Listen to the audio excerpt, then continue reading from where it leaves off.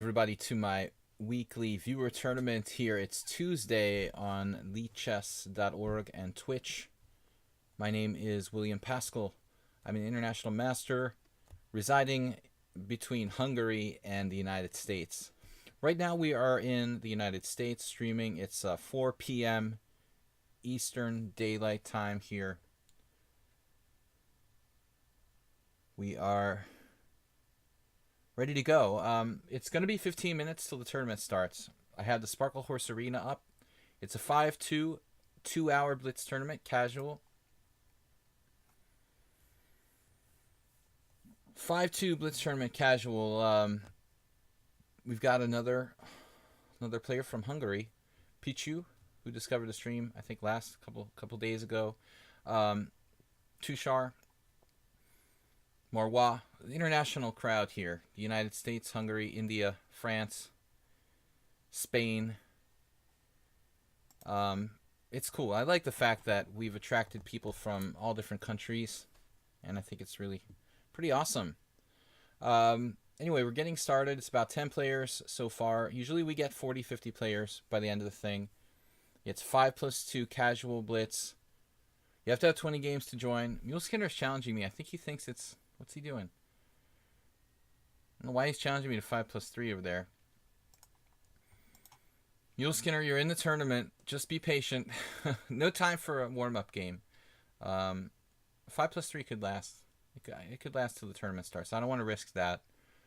I already played my warm-up game. It's like a 10 move win. The guy dropped a piece, but it took me 2 moves to realize he was hanging a piece. Anyway, I hadn't played it all today. The Sparkle Horse International Chess. I always wanted to organize a chess tournament, but that's hard work, man. I would need a solid place to have it. And someday, maybe, I'll be a chess organizer, but not at the moment.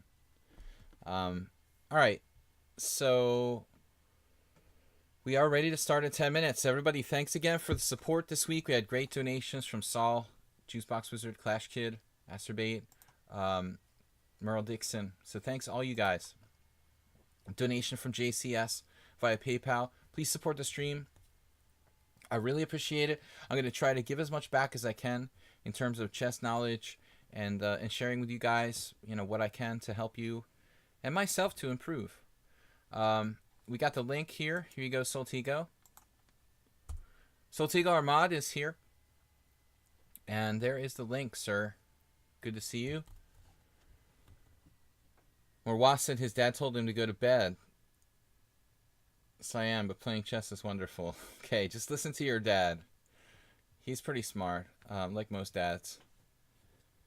I wanted to ask you about my serious problem. This is no time for serious problems. T-Shar. This is just for fun. I mean, you can always feel free...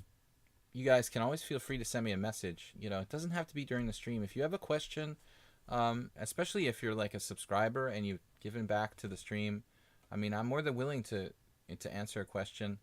Logically Compromised says, yeah, this is live. Almost live. There's a 30-second delay or something like that, but it's next to live. Ponda, Chess Ponda's here. So we'll see what he has to say. Hey. Yeah. I just wanted to tell you guys that I wanted to do the H4 tournament, the thematic H4 tournament, but Slagy wouldn't let me. And now next week we're going to have a thematic tournament and maybe E4, E5. So at least that'll be better than this. No H4, but it'll be better. Okay? Good luck, everybody. Bye-bye. So Panda wanted to get an H4. He, just like Saul, he was with you. He wanted to play actually just one H4 was his idea. But it is a nice day for me. It's a nice day here. We have good weather. We have good weather here. Very nice. I wasn't playing chess all day. I did some lessons, but then I went out. I had a nice walk. Went for a drive in the car. Did some errands, but it's very, very good weather here. Not too hot. Much cooler than Hungary. I'm in the northeast, like our moderator, Soltigo, who's even further north. But I am in the Northeast United States, and it doesn't really get hot here till July. Summer doesn't really start till around the 1st of July, maybe late June. All right, Tushar, whenever I start to think, I think too much, and I forget about time on every move. After a while, I just forget about my calculations and just play a move, which my intuition tells me to do without calculations. So I just play an intuition instead of calculating. What should I do? Well, the faster the blitz, the more you have to rely on intuition. You know, the longer the time control, like, you kind of have to use the intuition as a guideline. But would you rather stay there all year? No, it's like really cold here in the winter. Not my. I like the weather in Hungary most of the year, but I'm not real happy with it. It's extremely hot in the summer, like compared to where I'm living here near Boston. Summertime is better here, not so brutally hot. All right, we got Sparkle Horse, Pichu, Tushar Kamde, Morwa, Soltigo, Fuzzy Logic, Owly Mowly, like that. Legend Turkish, and Mule Skinner and Dracofire. So far, 11 players. I think Acerbate is number 11.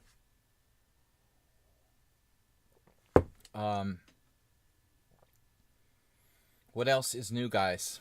So, I've been analyzing a lot, but I haven't been playing a lot of Blitz, so I'm not sure how ready I am for this. And the 10-move game where the guy hung the piece didn't really get me warmed up. So I'm going to have a hard time in the first couple of games, probably. Just concentrating on playing fast. Whether it's a 90-minute game or a 5-minute game, I play the game. How do I start focusing on calculations? Well, I mean, it seems to me, Tushar, that you're a player who we think that you're more tactical than you are strategic.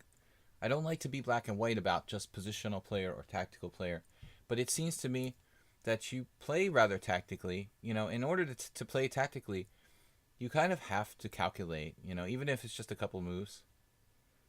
But I think you should focus on trying to calculate variations as far as you can, if you have the time to do it, you know, and to try to reach a conclusion at the end of those variations.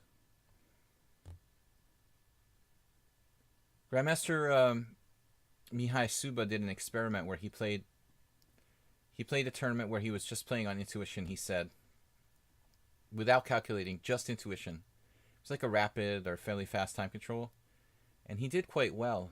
He said he basically only played on quick intuition without actually calculating too much, and it made a conscious effort to do that.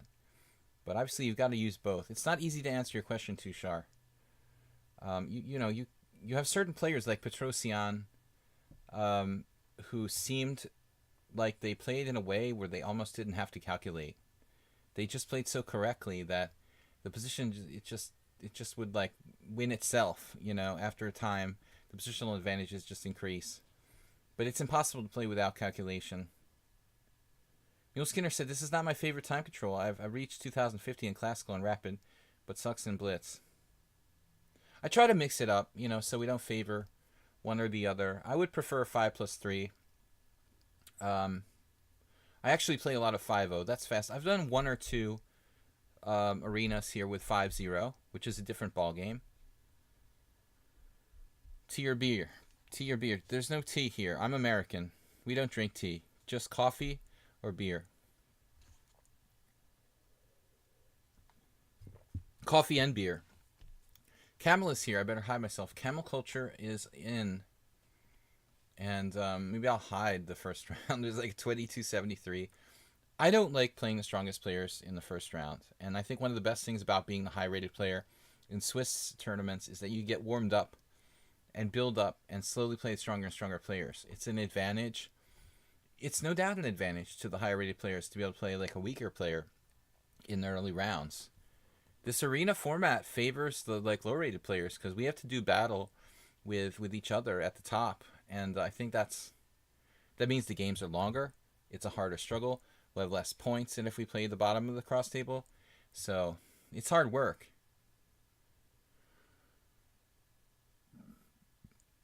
Well, finding the sensible candidate moves and managing your time efficiently. Pichu is generally good advice.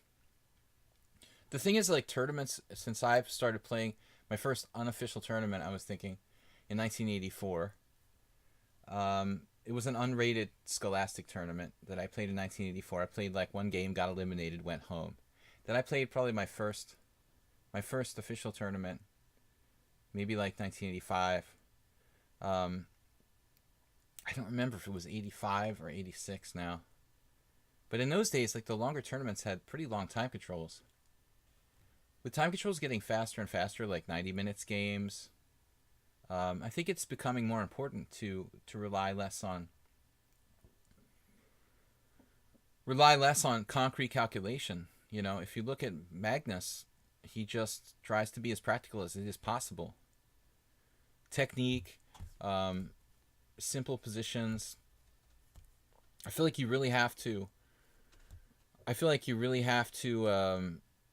put practical considerations over like absolutely trying to find the best move. And I'm a player who I think I've really worked toward trying to always find the best move, but it's just not practical. And I get in crazy time pressure, like last year in Zalakaros when I played, what's his name? When I played Kovalenko, after 20 moves he had an hour and I had 5 minutes left. I mean, you just can't put yourself, even if my position was a tiny bit better, you just can't put yourself into that kind of situation. I mean, that's just too much. So that was one of my first tournaments back in a while. Maybe my second big tournament in a couple of years. But I can't use that much time. You've got to learn to be more practical. Okay, Pichu, what you said, you like playing the high-rated players in Swiss tournaments in the first round. Well, that's different, If you're the lower-rated guy and you're paired up and you feel like you have nothing to lose, I think that's totally normal. It's like advantageous. But here you're actually one of the other highest-rated players. You're technically one of the high-rated players, so you really shouldn't be psyched. I mean, in general, you're psyched to play a title player, a high-rated player. But our ratings aren't that far apart. And, you should be kind of like, from a gaining points kind of standpoint, we're at a disadvantage. Having to play the other strong players. The low-rated players can beat on each other, win quick games, and get some quick points. The arena tournament, it's a really weird format. It's very fun, but it's definitely not fair. Like, there's no considering this arena format. I wouldn't want to have, like, I know they have prizes in the arena tournament, the marathon or the bullet ones with Carlsen and stuff, but it just doesn't seem like the format is really objectively fair. But what is fair, right? What's up, guys? So don't disobey your father too much there, Morwa. Play a couple games and go to bed. No staying up all night. I guess school is over, though. I mean, in a lot of places, I guess school might be finished. So happy summer, guys. We're going to get started in a minute here. Camel Clutcher. The Clutch Camel. Clutcher of Camels. So he's 2273. Pichu's 2169. Tushar, he's a little underrated. Morwa's a little dangerous. So it gets tough with these stronger players. Anyone within 400 points is someone who can possibly lay a beat on you. In general. When you get below that, you really should rarely lose, or if ever lose. But in Blitz, anything can happen. So Nefedov, I don't see Nefedov on the list. What are we on, the second page here?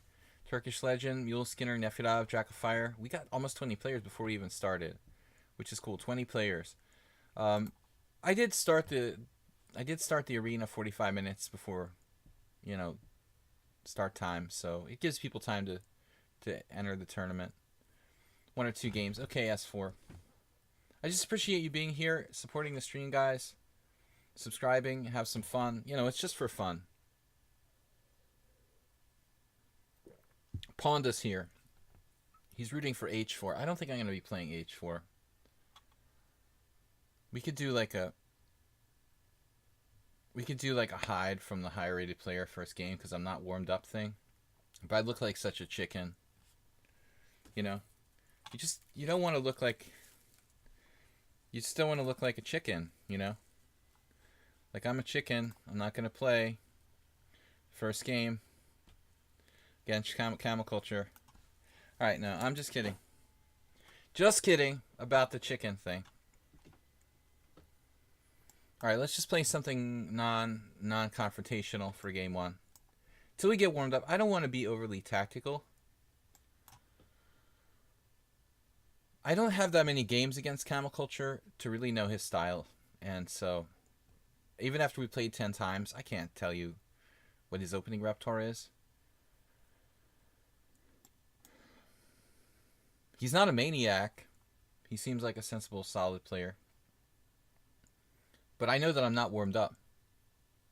You didn't have enough rated games. Sorry about that, Glorious. Most people play Bullet and Blitz, so I'm kind of more worried when I make a rapid tournament that the people won't have enough games.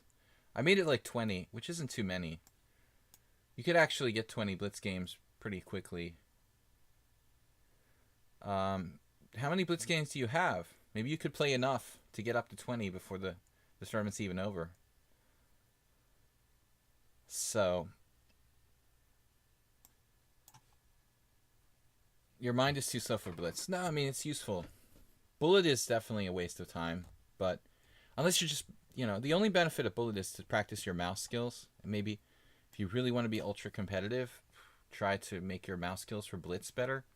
I mean, something like that. But I think that this is a different story. Now he's playing knight to c6. Blocking his bishop, but placing his knight in a more aggressive square.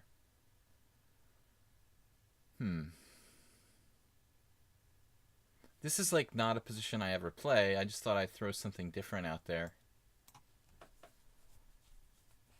Play fast and resign quickly. No, don't do that. That's like kind of not correct. Well, resign quickly if you have a lost position. Don't lose on purpose. That's not morally correct. Play some 3-0 games. Yeah, you could play a lot of 3-0 games. If you have like 10 games already, say, and you just play like 10 3-0 games quickly, you could get in the tournament if you're interested. So queen d6, he's like eyeing the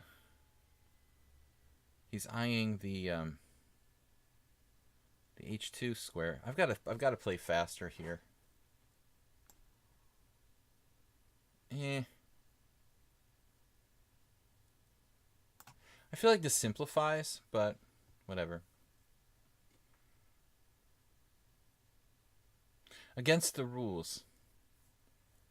Well, losing on purpose is against the rules. But getting a bad position and resigning quickly is not against the rules. Probably fairly easy to do, especially if you're not good at Blitz. I wouldn't say that's against the rules. Very, very classically set up here by Camel Culture.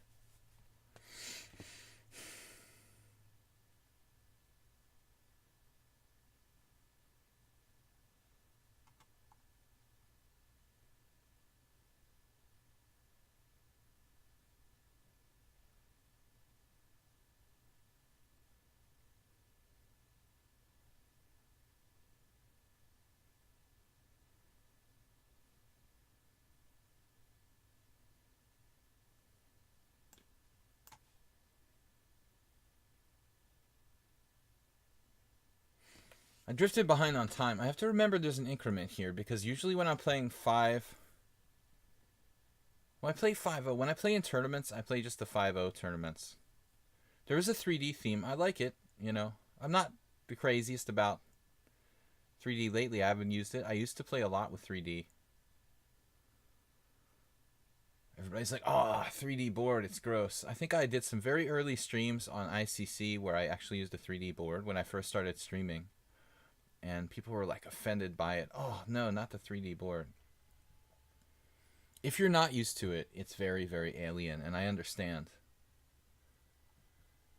So 97, kind of a passive reaction.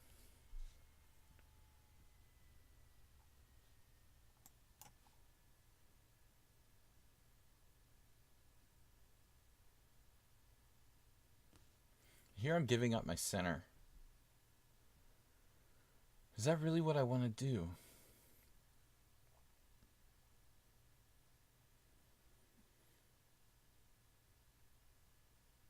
just like that his knight went back to d7. It was kind of passively placed there.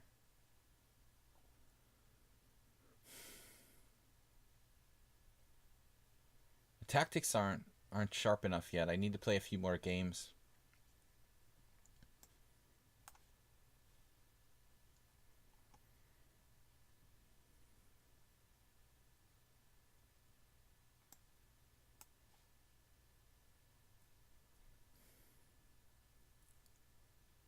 Get some kind of concrete thing going on.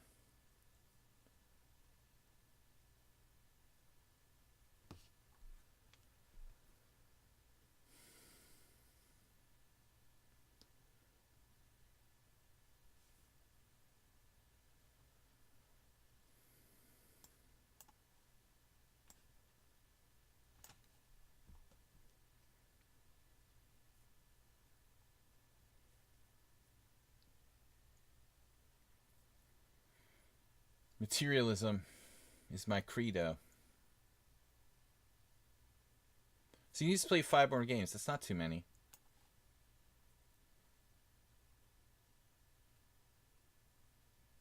I just need to be thoughtful and careful. Takes.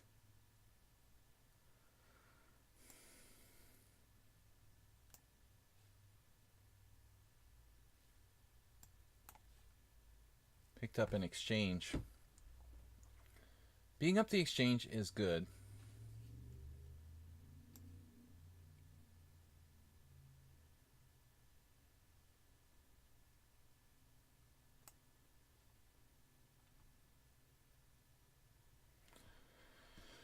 Okay, still not that easy though. Kind of a tactical ending. Camel very practical. Playing quickly even with a dubious position. Ponda's got a point on the board. Ponda, did you know that you're playing? I haven't used the 3D board here on lichess really, and I probably should try it, but I'm always streaming, so maybe off stream I'll try it. The thing is you get used to one or the other. It would be really awkward to use like the 3D board and then switch back to 2D while I'm streaming. That's just not gonna work. I think I might have panicked a little bit here.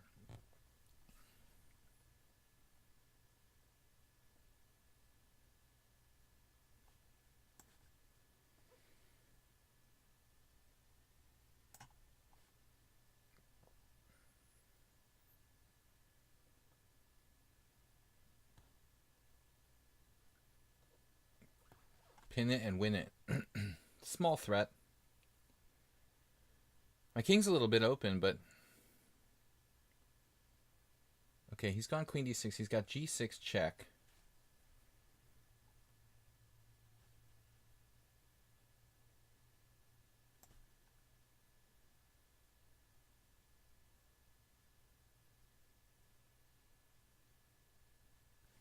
So multiple checks.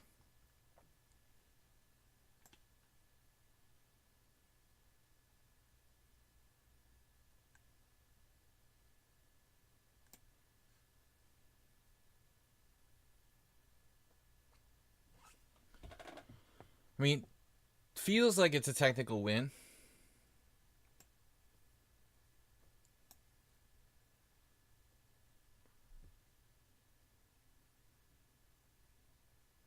Easier said than done.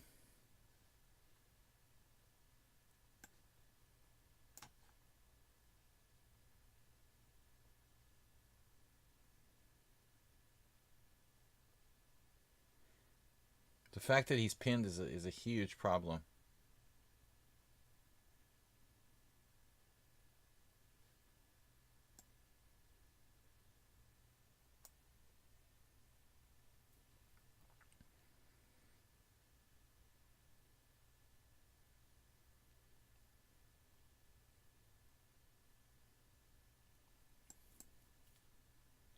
Could possibly pick off his A-pawn. Still not easy to convert this. Even if I get the A-pawn, it's still hard to make progress. The best would be like a winning king and pawn ending. If I had my king to e2, chop chop, and then king d3, king e7, king c4. Even there. King on f1, trade everything on f8, play king e2, king e7. I need to be faster than that.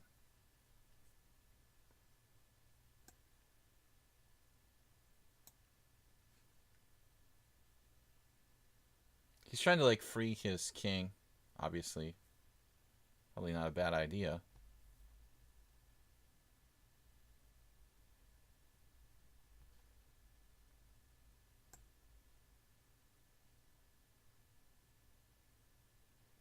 I just want my pieces to be really, really powerfully placed in terms of centralization. And then good things should happen. Yeah, now he's letting me trade queens. I don't think he meant to do that.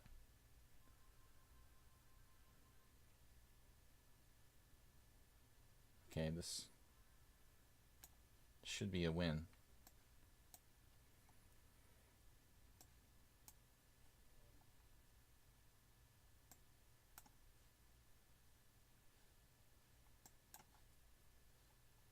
I also had rook f6 check.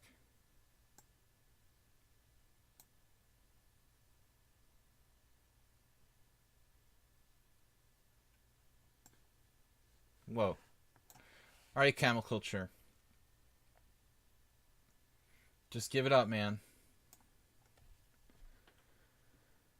He's not giving it up.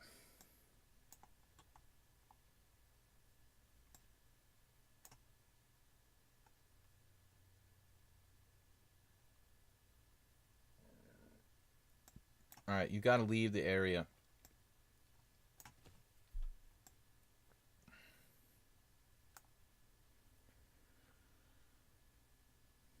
Cut him off. Bombastat in first place.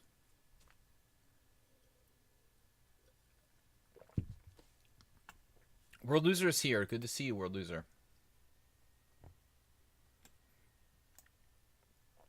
Alright, this is looking grim. Grim.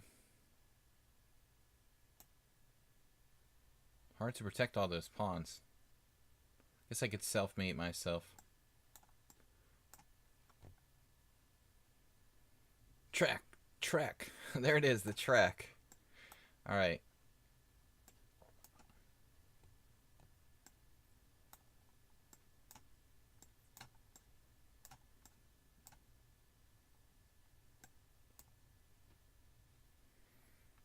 Timely resignation. Bombas lost a game. It's a World Loser. World Loser is dangerous, guys. I hope I don't have to play World Loser. At least not until I'm warmed up. I don't want to play any of these guys. Bombast, Tushar, World Loser. Till I've played another game or two. Alright. Good game, Camel Culture. If you don't blunder that queen exchange, it would have been really hard to convert. I mean, I'm not sure. I guess it's a win, but it's like I have to avoid a million checks. It's really not easy.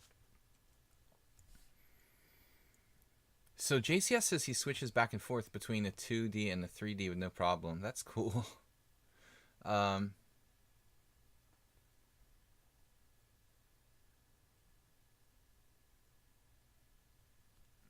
Dracofire.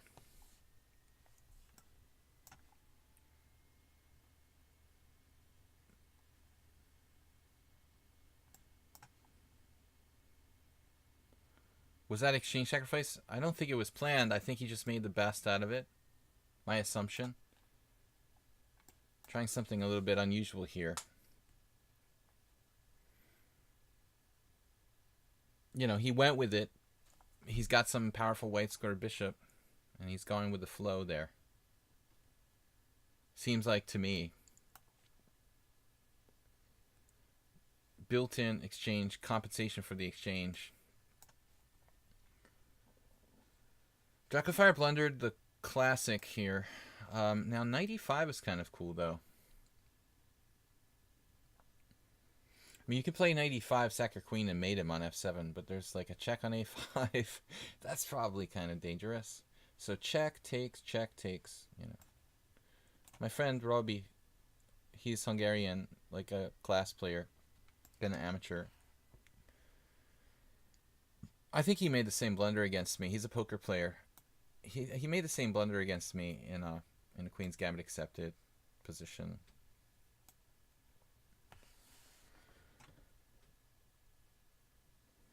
Gotta be careful with that. Bishop takes f7. It wasn't a planned exchange sacrifice, but he had some built-in compensation. I mean, that's the way chess works. Now check. Bishop e3.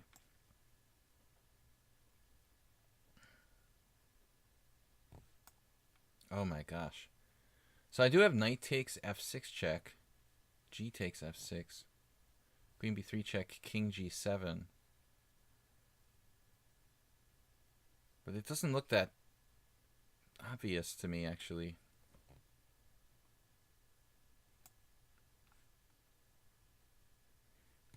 Welcome everyone, International Master William Paschall. We're hosting a 5+2 Blitz tournament here on lichess and streaming on Twitch. We do this every week, every Tuesday. Right now it's at 4 p.m. My streams are at 4 p.m. for this week. I may end up moving the streams like half an hour later in the future weeks. We will see. Reserve the right to change the time. Reserve the right. But for now, we're staying at 4 p.m. for the next week or so. Yeah, e5, it's a spicy move. But it looks very dangerous for black. The white square diagonal looks nearly fatal. I can just play queen check. And then knight c3. Oh, man. That looks awful for black. What's he going to do now?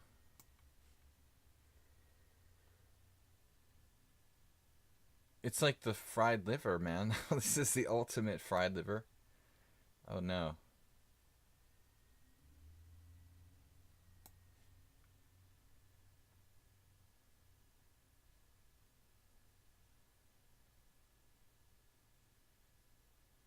bg5.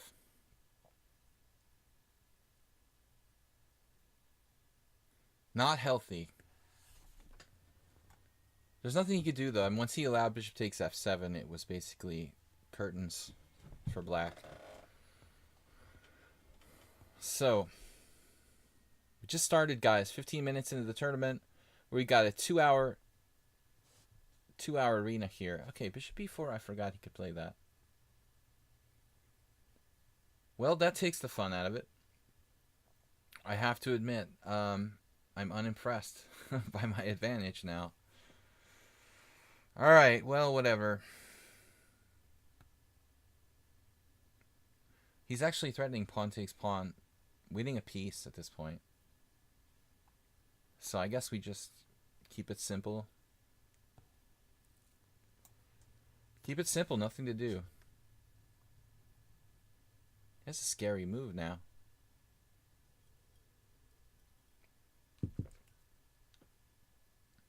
I've got to be careful.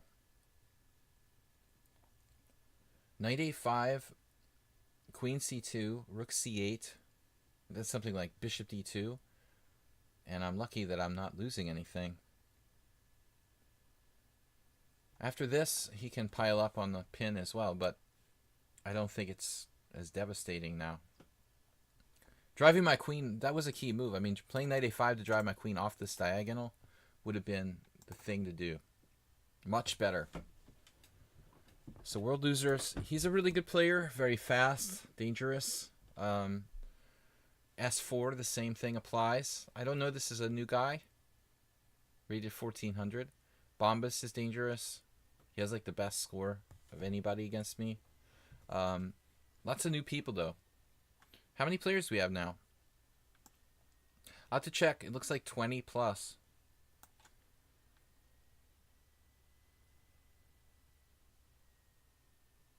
So I've had great bit donations from everyone this week. 1,000 from 3 different players. Thanks so much, guys. King f8 getting out of the pin. Logical move.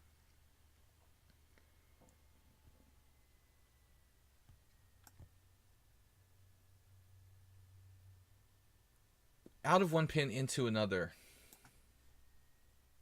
could be a problem. Berserk the first game and you won. Oh, PQ's here. Okay. You're kind of surprised. I'm terrible at berserking. I think berserking is something that you have to practice and be used to doing that. The last time I tried to do berserking, it just didn't go well. I forget that I don't have an increment, and then I'm not used to playing like 2.5 minute games, so it's better for me not to bother. I could probably learn to do that, but I would need to seriously speed up my game, like twice as fast as it is now, which is a big deal.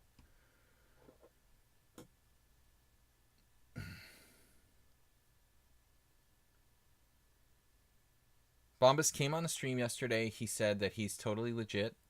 He openly chatted in the Twitch stream, and I thought that was cool because I thought he was suspicious, and I said it openly. I didn't want to play him anymore, and and he came on and he said that he doesn't speak English, but he's a totally legitimate player. He hates cheating, so I thought we'll give him a chance to play. He's defending himself. He says he's not a cheater. So I don't want to, I don't want to not give him a fair chance. I mean, maybe he's just been lucky against me. He had an insane score, and to the point where I couldn't play against him anymore. But I guess it's possible that I judged him too quickly, so we'll give him another chance. Ponda's out in first place. What is up with that? Let's pause this for a moment. Pause my tournament. Hey, did you create an account? Tribute account to me? Are you playing H4? Okay. H4. So we'll get back in the tournament here, but Ponda's really psyched that he's leading the tournament, or his biggest fan is leading the tournament. Alright, it's Ponda in first, world loser. I'm in third place. We got my streak starter started, so we'll have a chance today. Alright, world loser's up. Tough player. He's fought me very hard. He's not an E4 player. He's more of a D4 player. He's very fast and he's dangerous, but kind of positional style. It's been a long time since we played World Loser, I believe. It's been a while. A3. A3 is a rare move. I had almost the identical position the other day. I don't want to transpose to a semi-Tarash. I just don't really feel like doing that.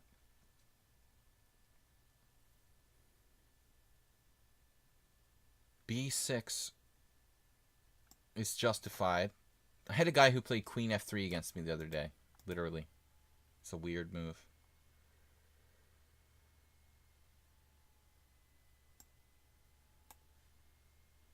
I'm going with the G6. Benoni. Benoni style.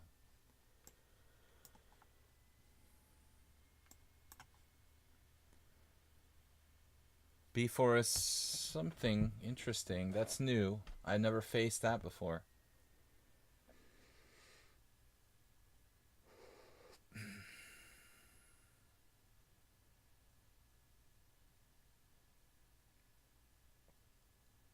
Some question here about the Black Knight on B8. Typical Queen's Indian problem. Where does that piece belong?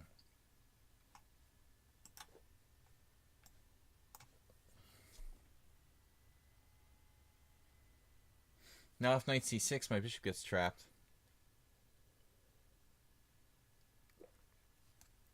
So I think I should play d5. Maybe d5, but then again, knight d2. Now these questions about that bishop getting trapped,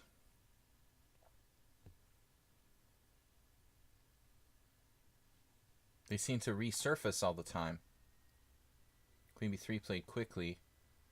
Obviously, World Loser a very practical player. Here's another standard kind of move.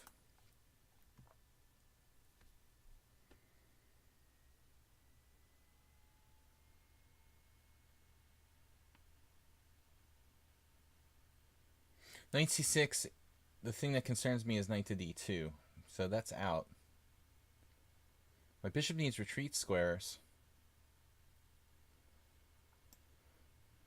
So I think I really have to do this.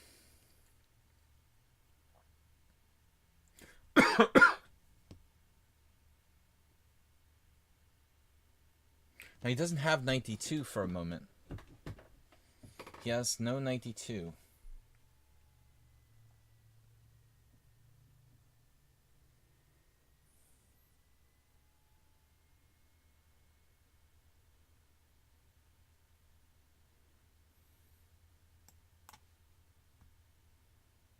It's kind of freeing my position, but his time advantage is so annoying to deal with.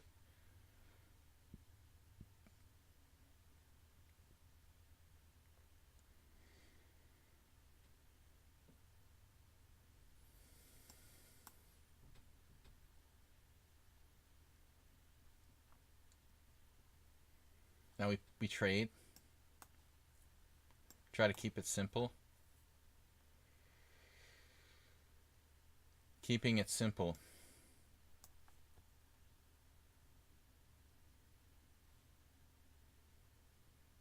I don't see any tactics.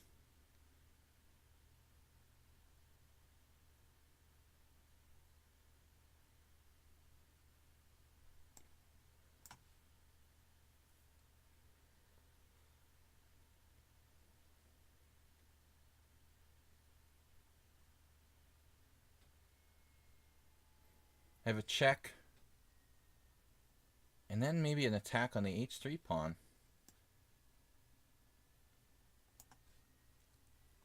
Try to stay active.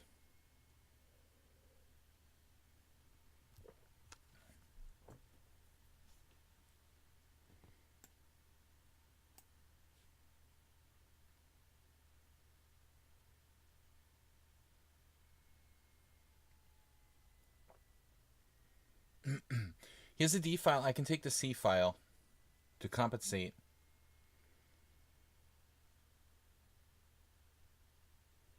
I think he just flat out blundered.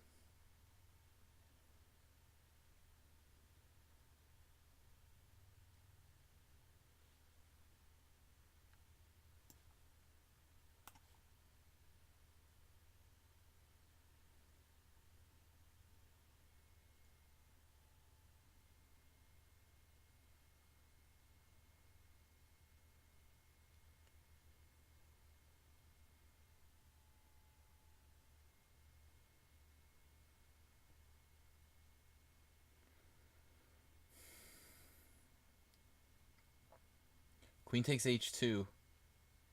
Not real convincing at this point. I mean, I do have another move, though. Looks like I have this.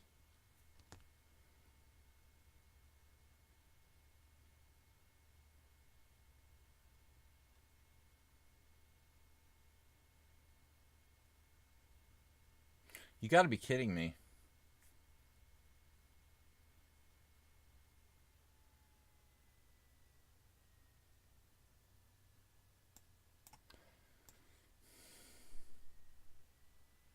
What are you talking about? Where did that move come from? You weren't supposed to play that. What's that? It's like it's only time.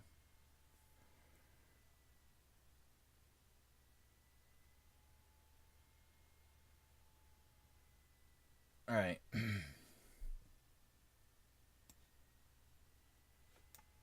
about to hang my queen.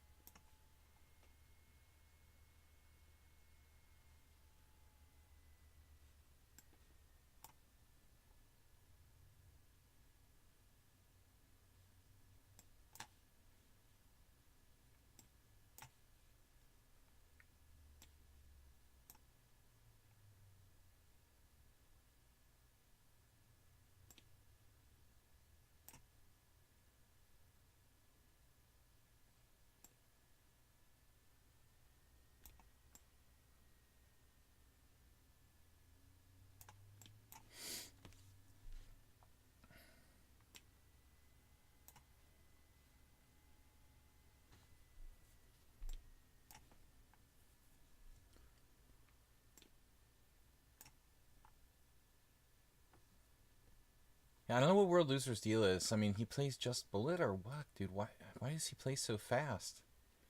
I'm always asking this question, but it's like this recurring question. gotta wonder, why does he play so fast? Just take a little bit of time. Just a little bit of time. Very hard position for me to win, though. Realistically.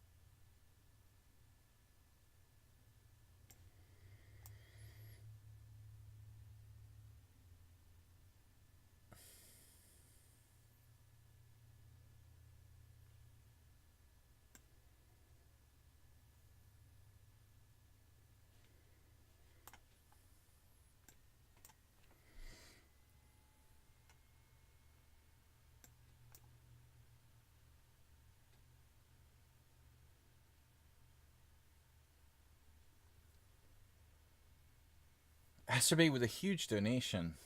Oh my god. Thank you for that. So it just goes to show that time isn't always, more important than position. He's beaten me, like, don't get me wrong, like, he's flagged me in a lot of games where, I went under, where he put me on pressure, but there he had too much time and I took him down. Asterbay 1403 with the party donation. All right, thank you so much. Asterbait. Just behind Juicebox Wizard. Juicebox Wizard made a donation that I missed? Wait a minute. Juicebox Wizard must have made a donation and I didn't see it earlier. Can you guys confirm? Juicebox made a donation? He's on. I didn't see Juicebox's donation. Juicebox is up to 1502. Asterbait up to 1446 today. Thanks so much, guys. Was just looking at this today. He gave 500 bits. Thank you so much, Juicebox. Sorry, in the heat of things, in the heat of battle, I didn't notice. You can find the tournament here. I'll just paste it. I'll just paste the link, 5-card draw.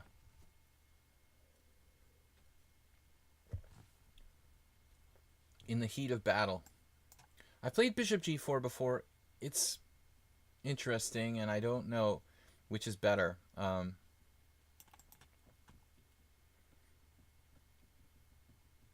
So what's up? Bishop E5. Been here before. So bishop there. Yeah, I remember this position, studying this years ago. Thanks a lot for the donations, guys. Juicebox with 1502. Now he donated 500 today, and Asterbait chipping in another massive donation. Thank you so much, guys. We have 4 people over 1,000 for this week, which is insane. So now what to do? All right, I got to concentrate. E6 typically was what I would go with here, but he's threatening Queen A4, so I think that's a problem. E6, Queen A4, and then my bishop's just hanging out there. Maybe I'll just take this, unprovoked. His queen is misplaced if it has to go to F3. That's the bottom line. I mean, I think the queen, in a lot of queen pawn games as well, it's just simply misplaced here. It just doesn't really do anything. And so black's comfortable. Even though white has more space, I don't have any bad pieces. Got rid of my bad bishop. I'm not sure where the theory stands on this. But who was I talking to about this position, guys? Earlier this week. I discussed this with move 11 today. A similar line, not with the knight on F3 and with the bishop back on F8 and the knight back on G1. And I suggested move knight C3. And I couldn't remember if it was someone I worked with this week. This exact same line. I remember Roman having some game in the amateur team championship when I played with him.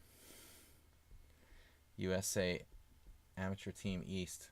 Queen D3. He had a game with black. He had a hard time, but took some guy down in this line. knight e7 and then just castle. Or queen b6 right away. Queen b6 is hollow. It doesn't threaten anything. Queen d3, a very logical move. Putting the queen on a good square.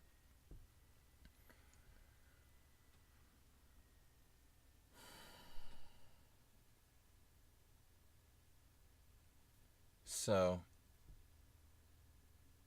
knight e7 feels natural, but there are some issues.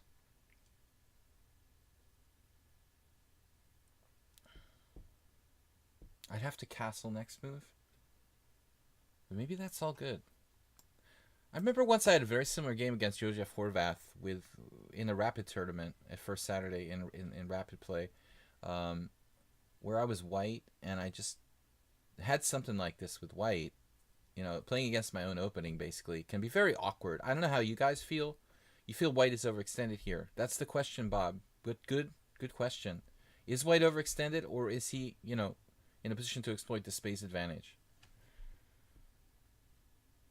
I think it's balanced, to be honest with you. I think it's balanced. White has to be careful not to overextend, but knight d2, probably just in time. He's probably just in time here. And it might come down to, like, it might even be that my bishop takes f3 is wrong. Like, it might have made life too easy for him. That's entirely possible. I'm kind of happy to see the knight over there because it can't be over here. It can't be over there and here at the same time, threatening to come into like c5, do damage over there. But either way, it's going to make its presence felt. It's going to be on the king's side, maybe generate some threats over there. We've got it over here. White has those dark squares. I remember this Roman Gigiashvili game. As I said, we were on the same team, and this amateur played him, and the guy got like a pawn on f6. It looked a little scary, but Roman just kind of dismissed it. He did like bishop g5, bishop f6, and it just ended up like losing the pawn on f6 or something like that. So white's not overextended.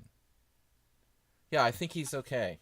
I wouldn't call him overextended. I would call it kind of balanced. 5 mouse tips in 6 games. Good ratio. This is an accelerated dragon, yeah, but I'm thinking I pulled the trigger on bishop takes f3 too early, and that's a typical mistake. Like, I don't remember the theory here, but usually it's better to, in general, it's better to, the threat is stronger than the execution, let's say. I was concerned about queen a4 being a legit threat here, but honestly, I might even be able to allow that as like a pawn sack. I might be able to play like knight h6, queen a4, bishop takes f3, bishop takes c6, take, king f8, take back. Maybe even be down a pawn and like he's got no coordination or something and a mangled king side. Bishop a4, interesting. Usually reserve that for bad moves. The interesting phrase. So we're going to put pressure now. Is this bishop stronger than a knight? It says good bishop, but is it stronger than a knight? I have my doubts in this relatively closed position. I have f6.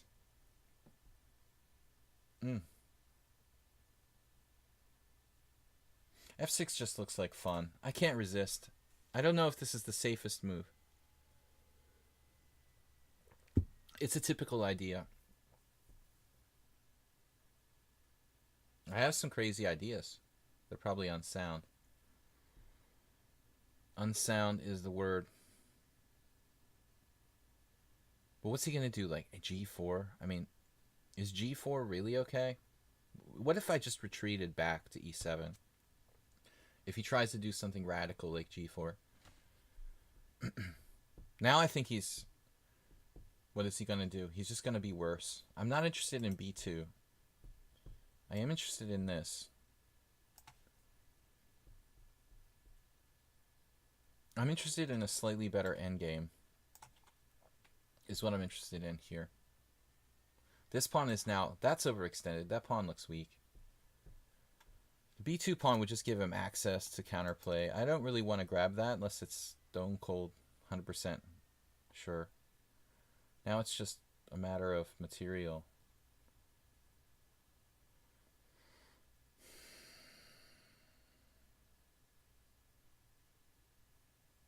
technical position. Black's just clearly better.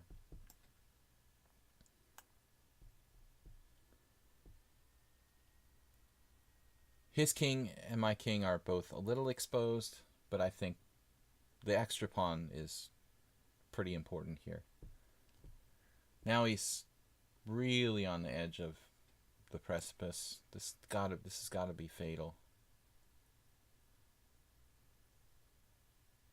Wait, can he do that? You gotta be kidding me. Like, you can't do that.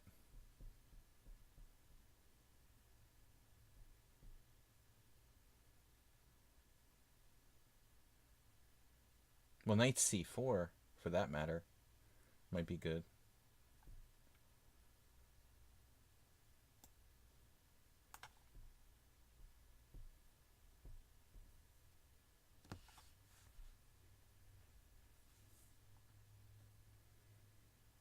Would you accept a contract with ESPN to do the show on TV? Absolutely. I'll get, if I could be as good as Alex Rodriguez is covering MLB games, I'd be absolutely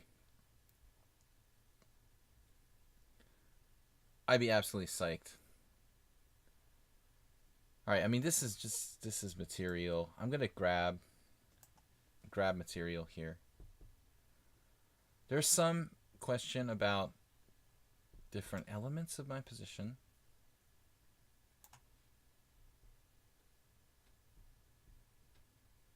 That's one of the elements I have to be careful about. PQLED. Yeah, he's obviously interested in winning material. But, alright. We remain, 2 pawns up here. No messing around. Now, Saul is out. We'll see you later, Saul. That's an aggravating move. It doesn't really do anything, though. But he's certainly got the time going on.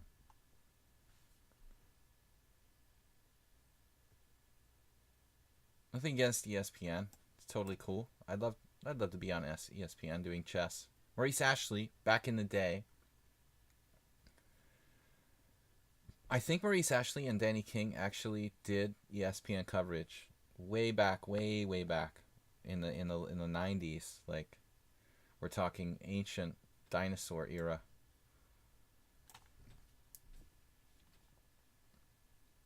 Speaking of Jurassic Park,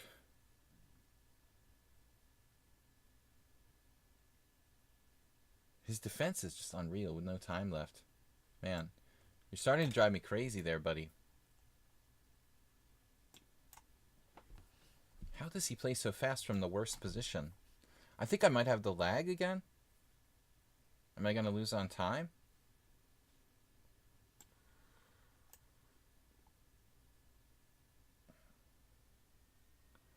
Yeah, I just couldn't possibly move. I'm a little concerned about my lag, but it's not that high. I just froze. I'm losing a pawn back. I couldn't find the move fast enough. That sucks. It's really embarrassing. I just froze like Karpov. But you can see this is getting kind of irritating. Knight b2, I couldn't find it. Like, that's the best move. I don't know, it just eluded me. But 2-second increment. The problem with that is that I'm used to playing 5+3, and it's a big difference. It's a big difference. But I think there was Maurice Ashley and Danny King on ESPN like years ago. Old school stuff. But 5+2 is just not enough increment. You can flag me with that. I'm just so used to playing 5+3, 5+5, this type of stuff, that the 2-second increment, you can basically flag me, and that's what kind of sleazy there. He did it. He took me out on time. All right. Very well. I lost on time. We were winning, but it took a lot of technique. And the 2-second increment, it's hard. It's hard. Finally, someone who speaks during a stream. Not only speak, but try to, educate people and help you to play good chess, and me to play better. So We are up. A world loser again, man. I keep getting brutal opponents. So I get a clear advantage, and then like I lose from the spirit, position of strength with the 2-second increment. I should be able to play 2-second increment, but I just am not really in practice with the fast time controls. World loser busting out a weird line here. I actually considered this 30 years ago with colors reversed. My good friend made fun of me. He said, "Oh, this stupid idea to play like f4." I did the reverse of this with an extra tempo, but I think it's actually legit. There's a lot of strong players who are playing these type of lines, but f5 is not played commonly with d6, right? You're supposed to play more commonly. Let's see, knight f3, c5, knight c4, knight c6, and then knight c3, e5. So you're supposed to be like knight. You're supposed to have like knight c6 instead of d6. Actually, Grandmaster Chernyshov played this against me. I think world loser, except he played. I guess he just played like knight c6 here. It was really weird. I lost this game. I was so angry with myself. It was a 2-game-a-day tournament, and I played Chernyshov, and I just wanted to draw because I was tired from a really long round, morning game. And like he plays this garbage with like d6, and I was like, what? So I just kind of wanted to draw, and I ended up losing. It's a dubious line, a slightly dubious line for black, I think. Structurally, black seems slightly dubious here.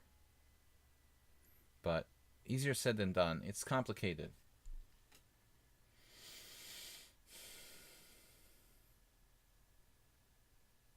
All right, let's just play by intuition. There's not too much time, so... This is borrowing a page from another player who played on my stream a lot. His name is Aldisto. Aldisto used this type of variation pretty heavily against me here on the stream. I'm thinking, should I play like bishop g5 at some point? Don't really want to give that up. Alright, I'm going to play d5. I don't know. I don't want him to play d5.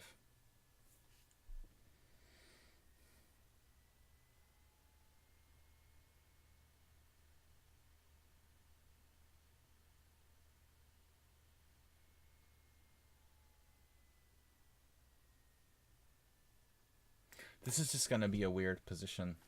It's going to be very, very sharp. My king is not 100% safe. But if he gives up that central pawn, he's going to have a lot less security in the center. Not my intention to take with the bishop here. So, this is basically what I've been looking for, and it's double-edged. World loser is very bad with time management. He just plays super fast no matter what.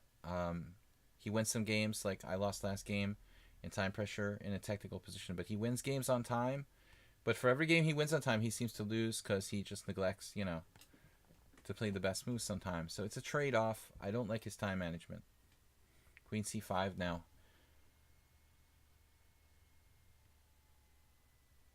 Okay, I don't think this move does anything. I can just play b3.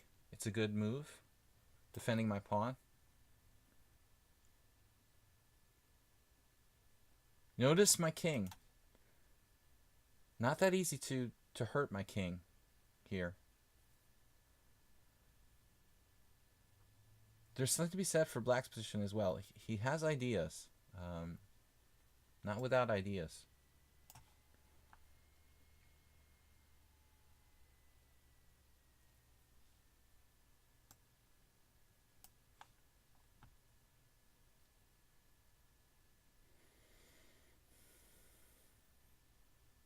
Obviously, he's looking for b5. He could play it. I have no idea what's going on after that. It would create massive imbalance in the pawn structure.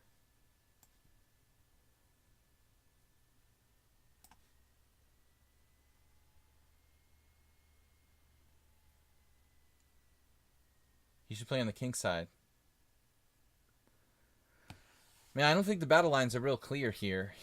Maybe his strongest pawn is on f5, but Both of us have to play where we have to play on both sides of the board. I'm mostly concerned about the clock situation right now.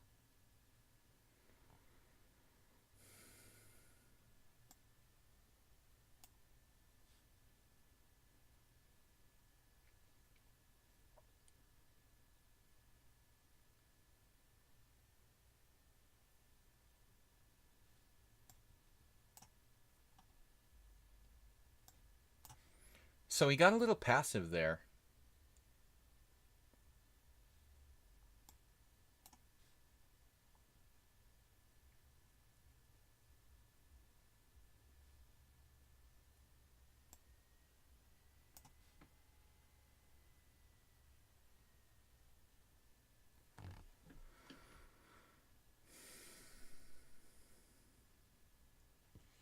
He's kind of aiming things at his king side.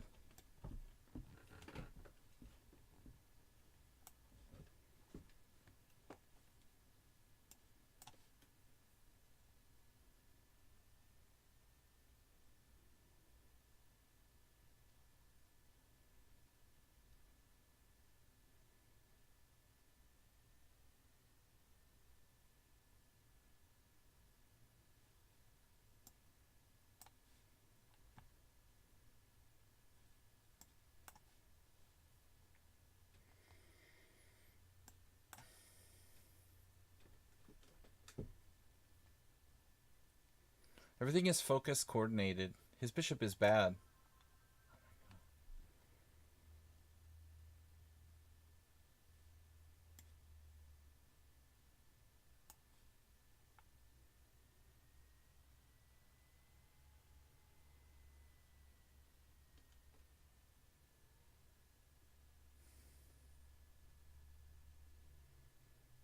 Amazing though, he's rolled up in the defensive ball.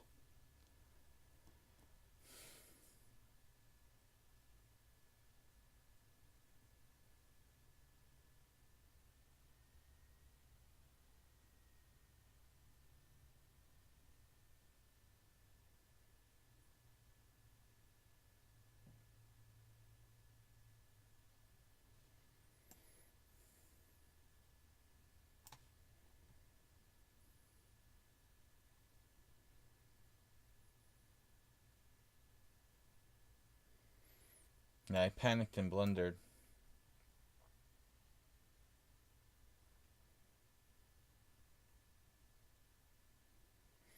Married to the game. Joe Cow. That was unfortunate. I mean, he actually had like knight g4, I think, instead of king h8, where I was coordinated, but I think he has that move in two different positions where he could have played knight g4, most likely. So World Loser just needs to take his time. I think he had a good game. Our camel culture is out of control. I lost my standing because I lost that game on time and totally messed me up. I gotta try not to get into bad time pressure. Down to under 30 seconds. Try to avoid that scenario where I'm playing on 2-second increment because I'm just too slow with the 2-second increment. I need 3-second increment. I'm really, really lazy. I just... At 2 seconds you can flag me, but with 3 I don't get flagged. Camel Culture with a nice comeback. He's won every game after losing the first one to me. I'm playing Ponda. Hey. Who do you think you are? Hey, just kidding, man. Thanks for making a tribute account. Good luck. Alright, that's Ponda. Let's try not to lose on time. Ponda, 579. Play it. What am I doing here? Actually, I have to be careful. Okay. Stay within the repertoire. Gotta stay within the repertoire.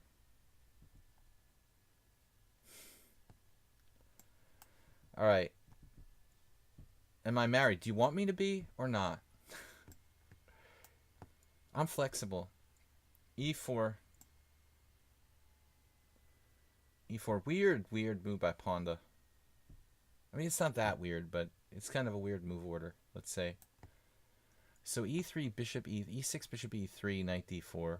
Is that good for white? Probably not. I mean, whoops, my king almost went to e6. Whoops. I should have berserked. Berserk this? Well, I don't like to berserk, too much because I lose on time.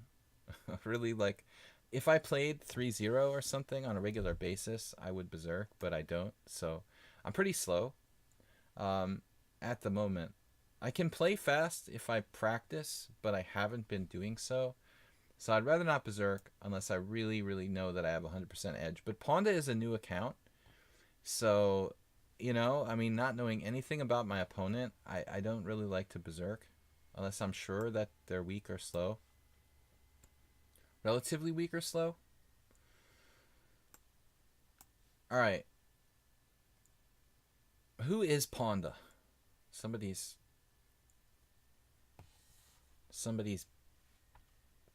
Smurf account, right?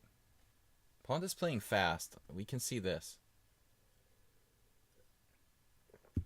And he's playing solid positional closed chess. But I wonder who that could be. Someone that we know. So I'm nowhere near the top. Camel Culture, Take Back, Bombist, S4. S4 said he was going to leave. This is a very bad positional mistake. I think giving up that good bishop is something that black really has to be happy for. I mean, now we have domination of the dark squares. That's a very powerful diagonal. Now h4, this is really crazy.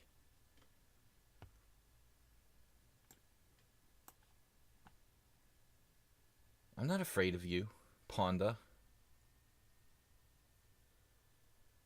Apple juice. I'm not really big on apple juice. I mean, it can be good, though.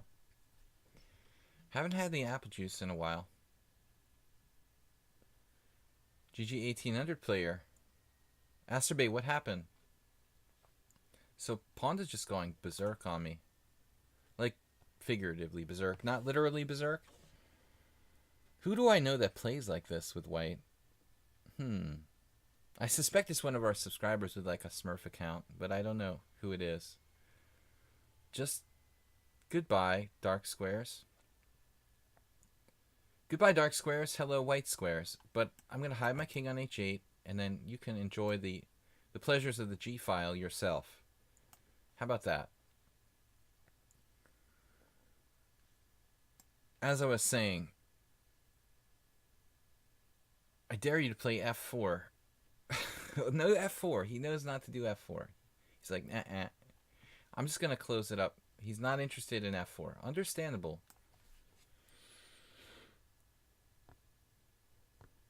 We have possible f5, possible b5. Just, boating. Biding our time.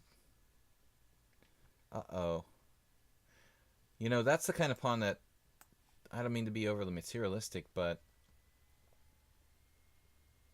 you do that, how many times have I done that and like, uh-oh, pawn is gone. You got to think of that pawn on a4 like it's doing its job. Don't overtax it, A5's kind of like, okay, if I can play knight a4, knight b6, I'm okay, but a5's overextended now. Ponda's in trouble. Maybe I should have berserked. Good call. Should have berserked. I'm more interested in like letting you guys win the tournament and just playing instructive games. I never finish in the top 2. I'm always like 3rd, 4th, maybe 5th in these things. I'm just not stressing and having fun. Rook takes f4 now. The pawn on a5 takes so much time to like take it out, but still, it's a relevant pawn. I mean, I think I'd like to win it. If there's no other problems, then we'll go back and concentrate on the weak dark squares on the other side of the board. I brought my queen back out of position to get this pawn. We might as well execute. Queen f1. I might be able to jump my knight to b3 back to d4 effectively.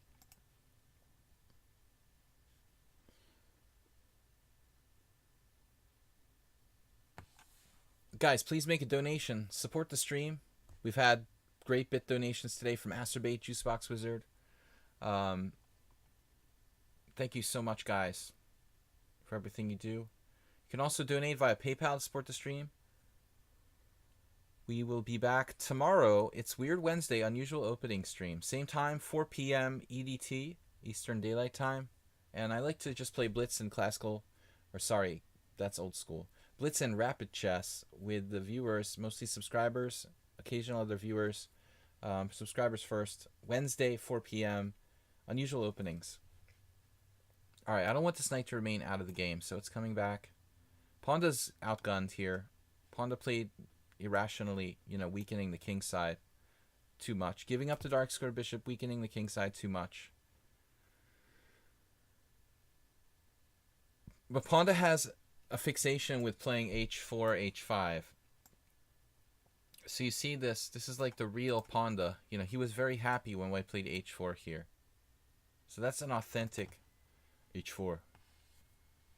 Our mascot, he's obsessed with playing h4. But we're trying to teach him otherwise, that this is not a good approach, to always try to play the same kind of idea in every position regardless of what's going on. Not a good idea. Okay, well, I'm up material, he's got weak dark squares, and I'm just trying to take this game down and get back into the tournament, basically. I was basically knocked down because I lost on time in a good position, winning position, where I lost on time with 5+2. I just kind of froze like a deer in the headlights. I couldn't find the right defensive move. I was going to lose my material back, so I panicked and lost on time. Happens. Check. See how this piece is just unopposed. I mean, nothing can control the dark squares. The bishop's just too strong. How do you feel about the Dutch? I think they're generally good people, but I mean, if you take like Jeroen, our former moderator, no, seriously, the Dutch defense it's a good opening. It's an extremely aggressive opening, and I think that it should be played. Probably shouldn't be played by absolute beginners. I think absolute beginners or people like who are, let's say, under 1500, it's a little early. You weaken the king side a lot. It's kind of debatable. I would really think that I would recommend it for people over like 1700, let's say.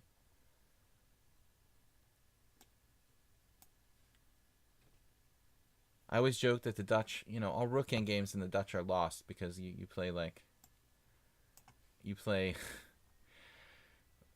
and white gets a rook on the 7th rank and your f-pawn's pushed up, and like if rook on the 7th and a rook ending, you're probably lost. I had bishop d4 there, winning the exchange. It's alright. We got a second chance. I usually see the hanging pieces on the second try. Okay, back to tournament. Today I had a warm-up game where my opponent just hung a knight on pre before the tournament, before the stream started, and I just didn't see it the first time. Just knight g5, bishop takes g5. That's all I had to do. And when I'm not alert tactically, I mean, I'm missing these things. You got to warm up. Up a pawn on Ponda. Ponda! I joked about this originally because I lived most of the year in Budapest, Hungary. And the pronunciation is slightly different in European languages, especially in Hungarian. It's like Ponda. Ponda. Ponda. Not like panda. We say panda bear. Panda in English. Take back. Not happy about that loss there, buddy. Almost berserk. No, I just almost get too busy talking and then forget to make a move. Let's mess with him. Knight f3. Tuds beseli madrul. Tuds beseli madrul. Yes. But I'm like first grade level. In Hungarian. I don't really want to like do streams in Hungarian. I would just make a fool of myself. So everyone would just be making fun of me. I can speak first grade level. I'm not that bad. I have a pretty wide vocabulary. I know all the bad words. No, I'm just kidding. I can communicate in Hungarian. I mean, I have to. Especially when I go to poker games. I play poker with friends, and nobody wants you like speaking English. If most of the people there speak Hungarian, you gotta speak Hungarian too. So, um, no, I do, but I've been learning for a long time. I never formally studied Hungarian, but I learned over time. Okay, so black's in a passive position. Kochonia. Knight c6. I don't like Kochonia. It's kind of disgusting. Bishop d7. Alright. This just seems like a beka means frog.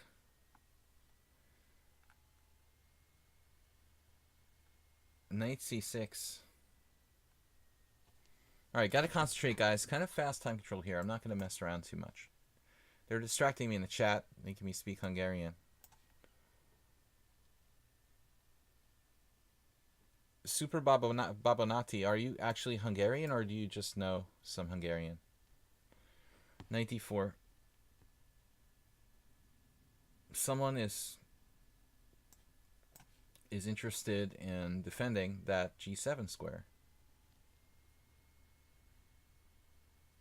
Bishops on the long diagonals and take things. I was joking about that. Now again, I could have been materialistic. Queen takes that pawn. Looks pretty strong there. I'm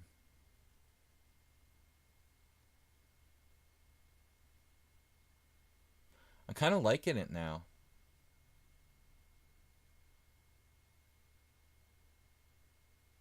What if I take on e7, take on c6, and then take on a7? We'll just keep it as simple as possible. Keep it as simple as possible, huh? Is this a good idea? No. This was a bad idea. Maybe not. Alright. He still has coordination issues. I mean, his rook is hanging. It's okay. We're up a pawn. Could just play rook e1 next. Something like that. I don't think my queen could get trapped so easily. It would take a lot of work. Knight f6 is very awkward for black, so this is a problem. His rook is a problem. He's in bad shape.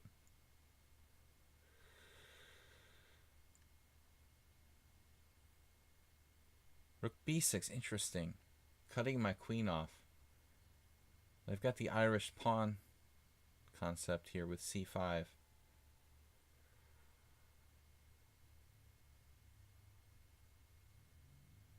I can't just lose this pawn. I mean, no matter what I do. That's essential. Like, this pawn is very important. And I don't want to play e3 and weaken the white squares too much. I'd rather wait and do that later. Get our rook back in our rook. That is a queen. Get our queen back in the game. f5. c5 is interesting. But it could actually backfire. I mean, I'm just giving him a pawn there. Pawn to Queen a3, Queen a5. Let's play Queen a5. That looks like the most sensible move.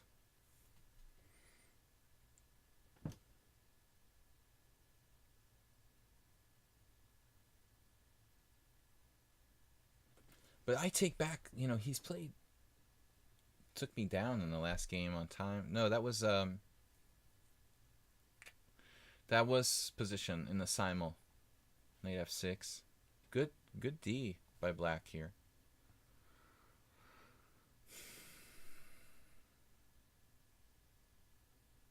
He's actually calculated knight.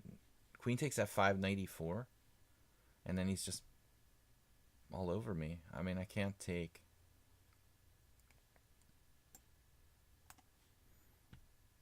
Be safe.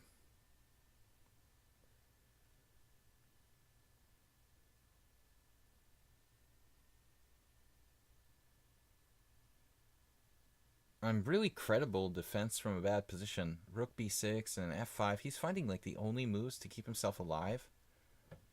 And the winning process not so easy for white. This is very similar to what happened to me in the simul game against him. Very, very similar. I mean, he literally butchered the opening, and then he gets control of the e4 square and just totally outplays me. It crushes me.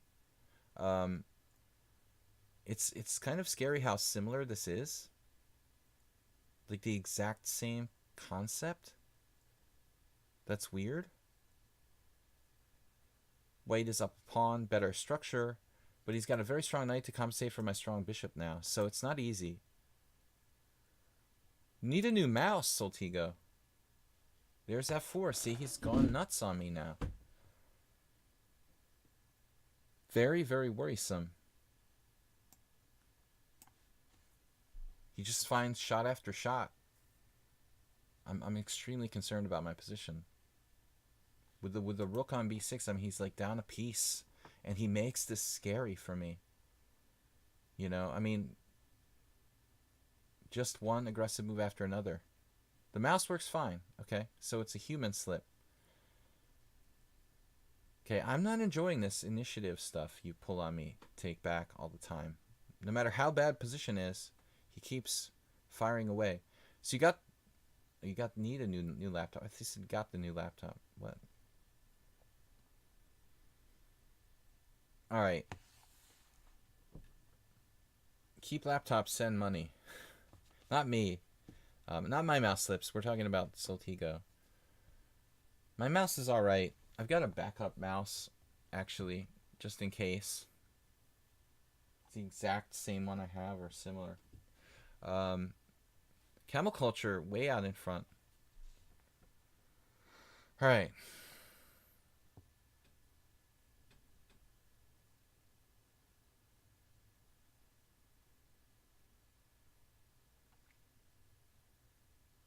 All right, F3.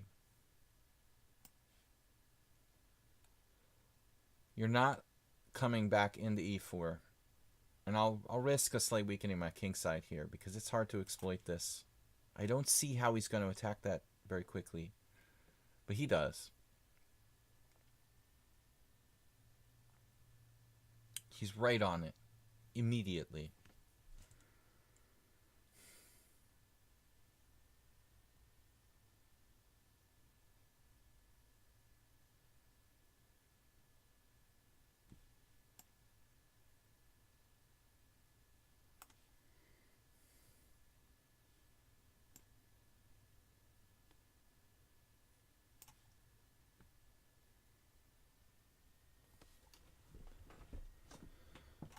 I'm very worried about this position.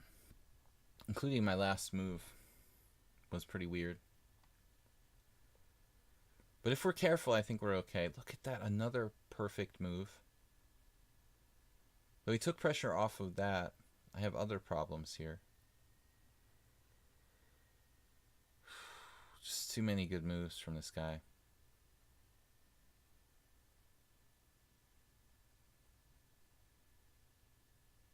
Probably like losing now.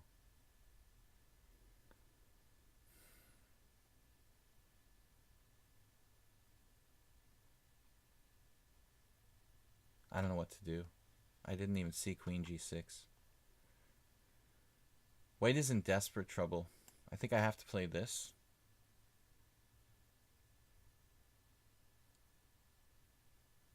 Extremely scary position.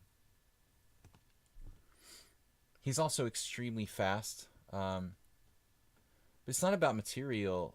It doesn't mean anything, man. When you're attacking somebody's king, material means 0.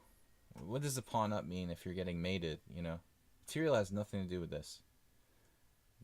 The position is the important thing. It's not about material.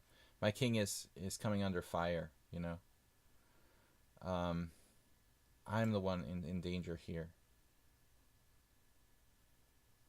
And I have to be very, very careful not to lose this position.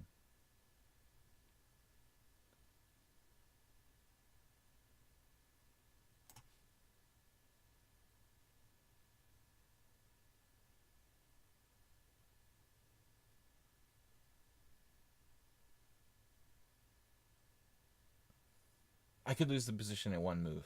That's how close it is. One move and I'm lost. It doesn't matter how many pawns you're up, you know. Now he's redeploying another dangerous piece there. All right. I'm going to try g4.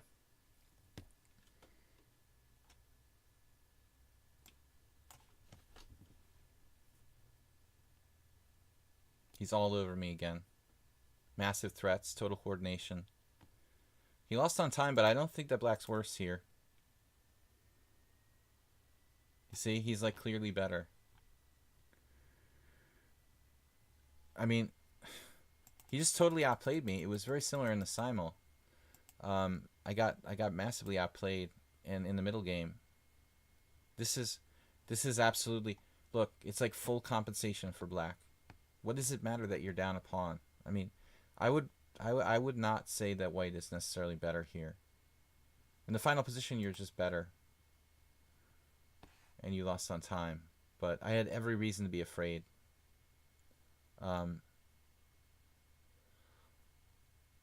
This is very, very dangerous. Like, +1 if I play perfectly like a computer. But if I start making one mistake, I lose. This is a very, very dangerous position for white. Alright, back to the tournament. Fortunate there. Fortunate not to lose. I'm one blunder away from losing that.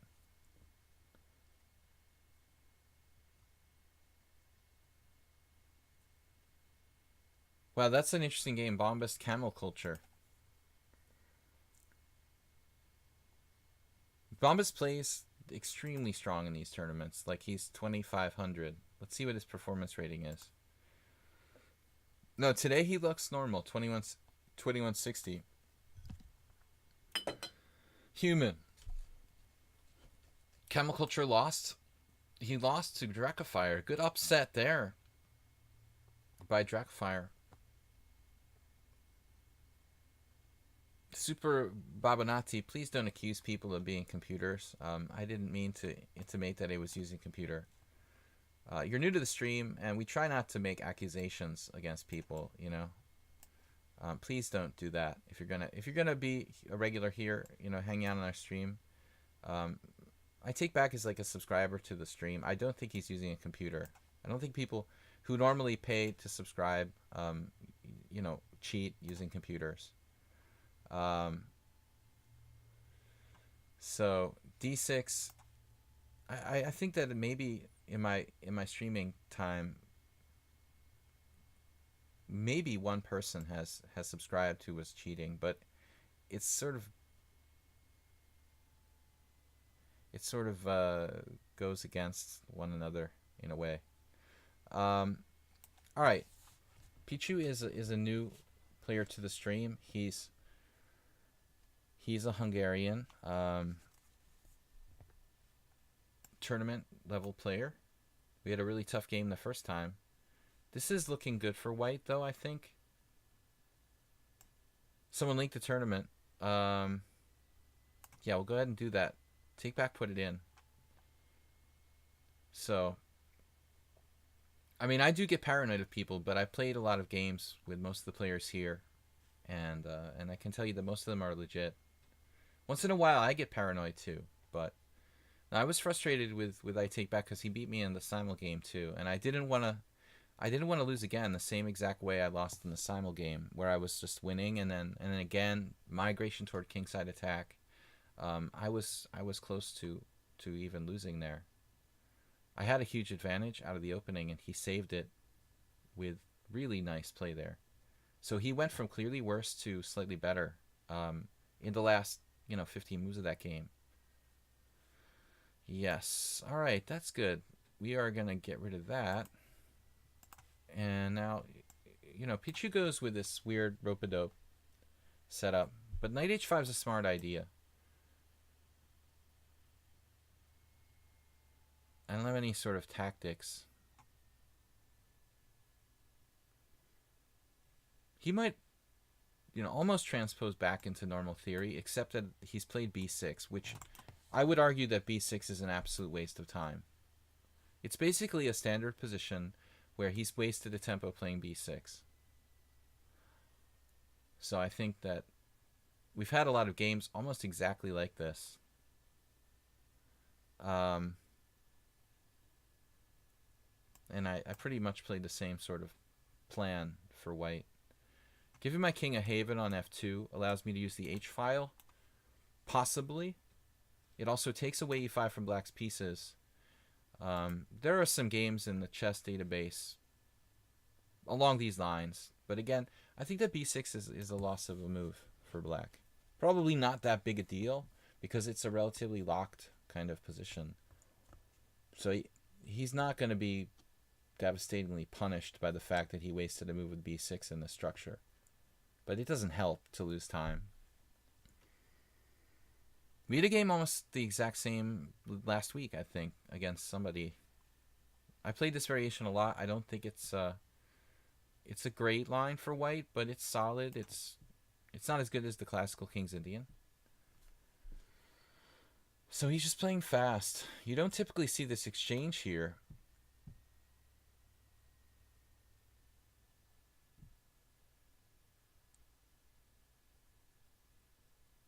But I'm thinking that it might not be bad for black.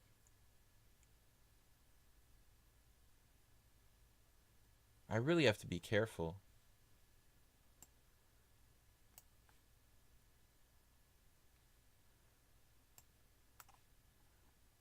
I'm not sure objectively where his king is safer. You know, is it safer on h8 or on g8 ultimately? I guess he wants to use the g file for his own devices. But I think, you know, king h8 might even be a mistake. Because I'm coming to that h file. That's my whole idea. When I played f4, I want to put my king on f2, play from there. He may regret playing king h8. If I can, I'll triple up. Wow, e5, okay.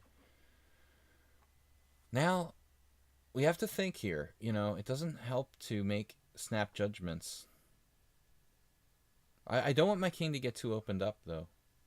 So, the possibility of him playing like pawn takes pawn, moving his knight, and then like bishop d4 check does look scary. And I can't play knight f3 without allowing the devastating knight g4. So, it's a pretty double-edged situation here. Taking on e6 might be my safest bet. But there are downsides to this as well. His pieces start to mobilize. He's pretty active. Pretty scary. I don't know.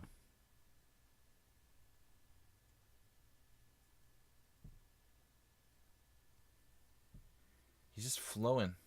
All his moves are flowing. Wow. I don't know what else to do. Wow, he just keeps coming with the moves. Scary dynamics. Very, very dynamic for black. Maybe I can trade him to death. Alright.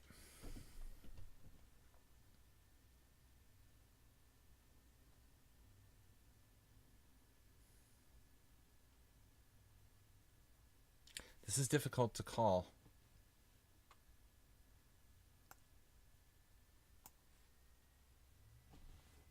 He's got a time advantage, too. I'm keeping surveillance on his pawns. Pawnda.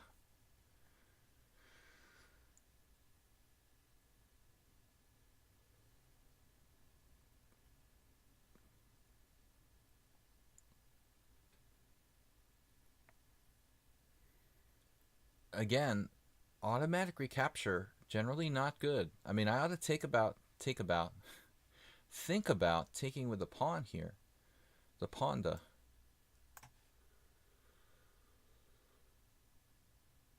It's a decision.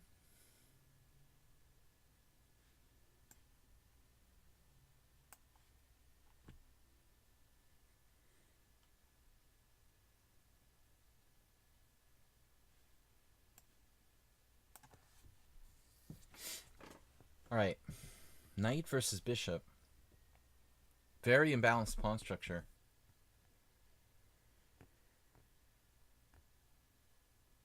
Queen b3 is tempting.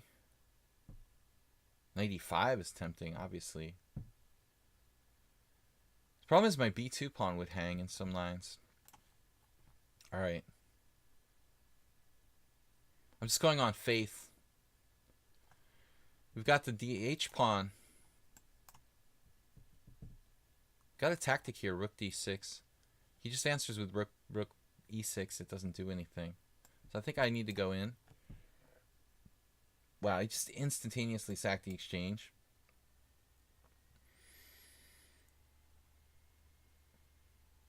Probably a little optimistic.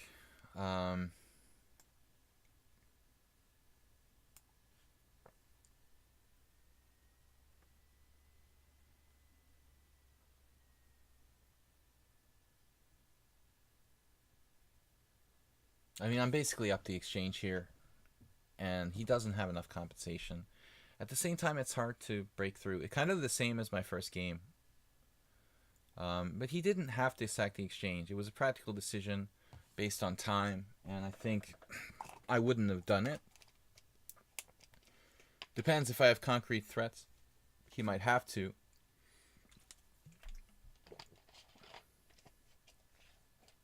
But objectively, this should be winning for white. All right. So it looks like Pichu's actually in first place. I didn't realize that. Wow. He's in first place. Chemiculture in second. Everybody's ahead of me. Nefyadov's ahead of me. Having a good tournament. Bombas only on 18. Take Back is on 21. We just beat Take Back. He's on 21. Wow. There's some players at the top. Ponda's ahead of me. How is Ponda ahead of me? Playing h6 every game and he's ahead of me. Unbelievable. All right, we're going with rook d5. Focus. Focus pocus. Multi-purpose.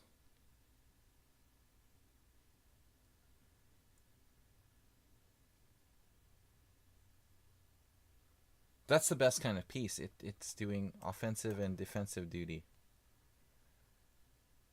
All right. Now, I just don't buy this. I'm just not buying this. Rook takes h6 check. King g7. That might be true. If I play something like queen takes f5, I think that's got to be crushing.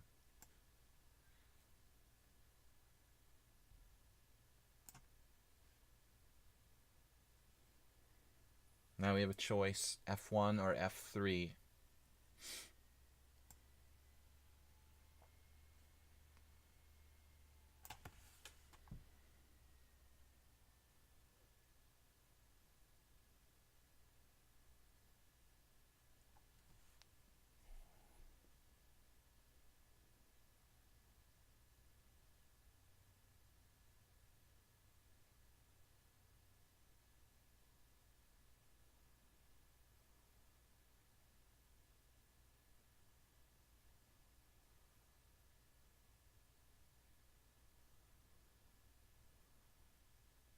Well, he found it. So he must be extremely strong tactically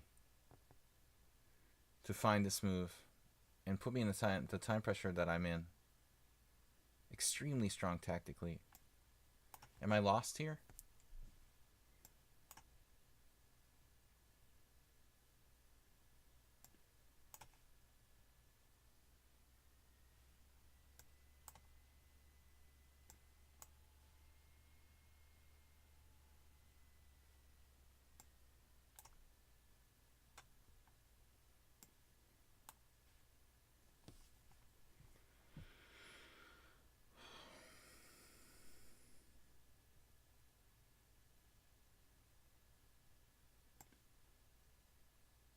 Yeah, that's a good idea.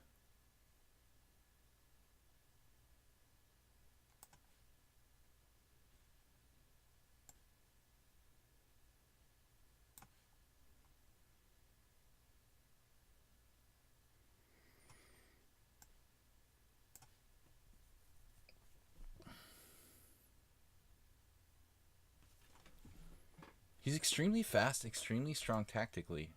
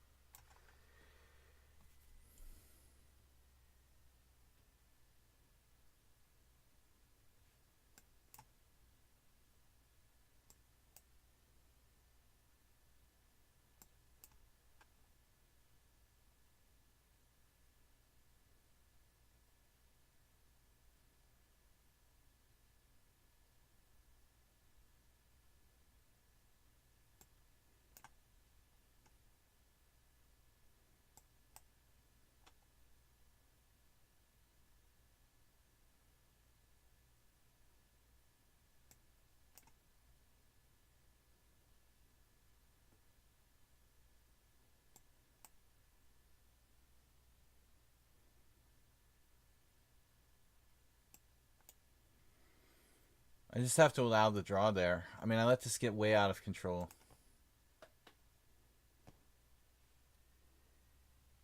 It's possible I had a checkmate. I didn't see it. He's just going off. I mean, he hasn't lost since the beginning. He lost to Tushar and Ponda in the beginning. Now he's just like going off. Hasn't lost a game since that. I don't really want to stop now, you know, because I'm still in contention, but it's possible I had a mate. I didn't see it. I was like totally winning until I blundered King F1. I was sitting there thinking about King F3. I mean, that may have been winning, but he shows amazing tactical ability, you know, to calculate that so quickly. Like bishop takes F4. That's extremely strong, and he's winning the tournament, you know, with 31 ahead of some higher rated players. So now we're going to berserk. I mean, this is a low rated player, also from Hungary. He's not like massively hope he's not massively underrated.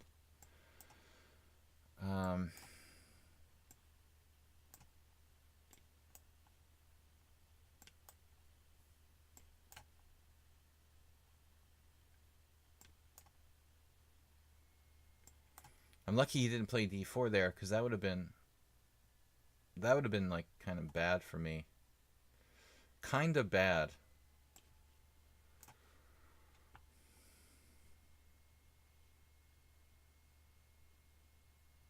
Okay, this was a bad berserk because this guy seems like he's fast. Like basically fast, you know? And that was my hope all along, that I could just win on time or whatever, but he's he's not high rated, but he's extremely fast. That's not good. Not what I was looking for. Tell the truth here.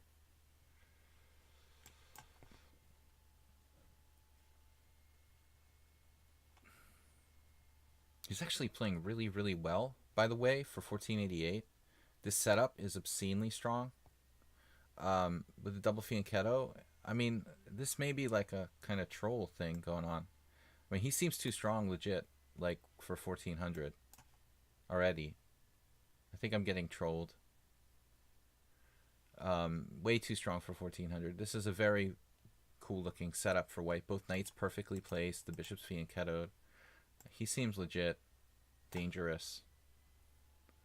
But maybe he has some kind of weakness, hidden weakness I don't know about here. The hidden weakness that I don't know about. So far, it looks very strong for 1400. I would say 1800, judging by his play so far.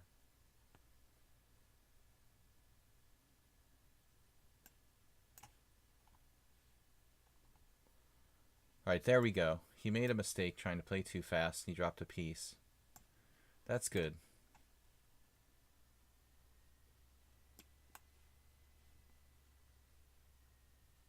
$1,400 who plays well but drops pieces once in a while.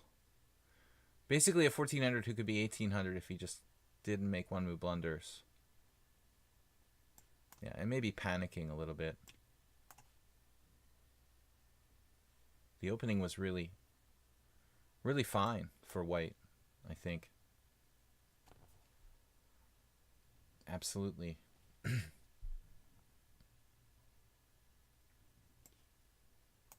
I'll give back some material here. Big mistake. Oh.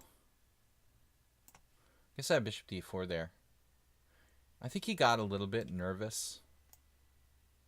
And kind of panicky. I probably have mate too. Don't announce it. I don't want to know if I missed a forced mate.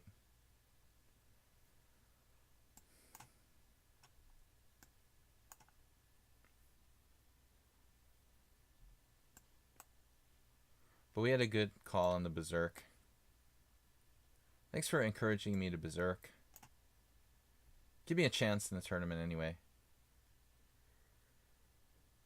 Now all the pieces are in. I didn't have mate, but a draw. You checked it out, you see? I got away with a draw. I'm happy I got away with a draw there. All right. So we made our berserk. We're back in third place in contention, but Pichu is like too far ahead. Now take back again. All right. Got to be careful with take back, man. He's getting bad positions and then fighting back. No, Goo, just don't panic. Take your time. Hit a good opening, really. I think that's half the battle. And then just relax. Try not to pay attention if the other guy is like a higher rated player or something like that. Just play your game. And don't get nervous. Easy to say, right? So take back with c3. Very solid approach.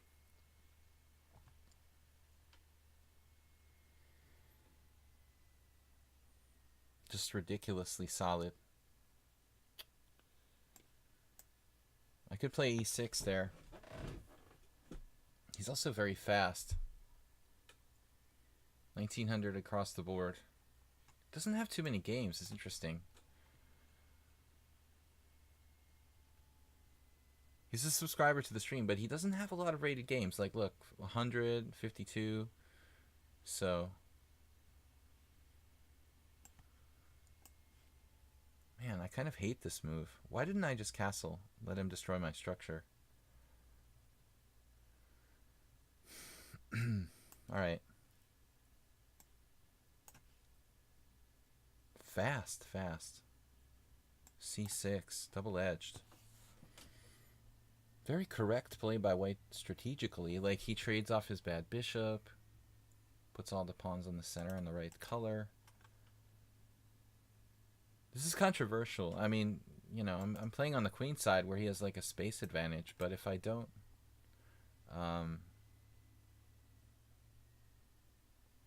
we're getting low on time now. It's 21 minutes left in the tournament. Ponda tied for third. Who is Ponda? Hazite. So it's like all kinds of Hungarians here. We've got Pichu, the guy I just played. Hazite. So we've got a Hungarian following. C6. Funny that I start streaming from the United States again.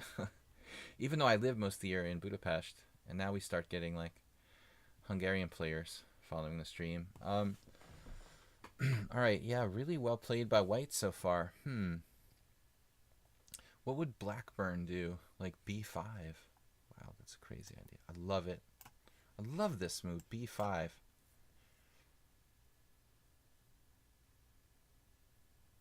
Maybe it's like absolutely incorrect, but you got to admit that it's kind of cool. Kind of cool. Another excellent positional move. I could unpin queen b6 or something like that. h6, bishop g5 is a strong move.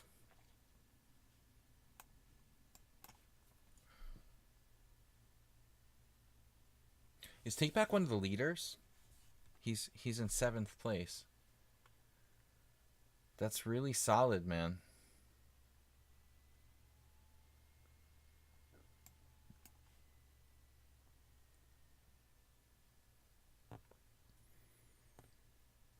He's just outplaying me, positionally outplaying me completely.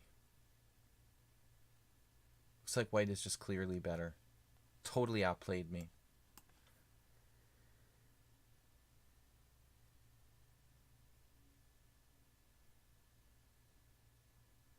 Absolutely brilliant play by white. A4 undermining the white squares. It's a disaster for me. Playing like a pro. Absolutely playing like a pro. I mean, his score doesn't really make sense. Like, he's lost most of his games against me, but now it's like, I feel like I'm getting outplayed every time. Damn. He's getting better. I mean, I just have a really good score, and now the last couple games, I'm just getting brutally outplayed. Strategically, I'm in a lot of trouble here. Knight d7 was suggested. Well, it's not anything great. He's like instantaneous moves too. Man. Winning a pawn?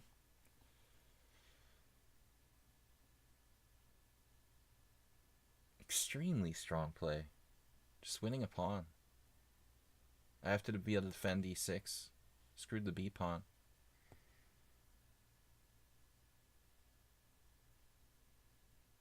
He just totally outplayed me.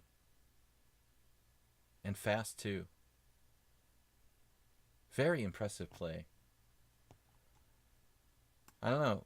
I feel like he should have gone for the pawn. He hesitated a little bit there. He still has a big advantage. I need to go try to get some counterplay, but white is much better.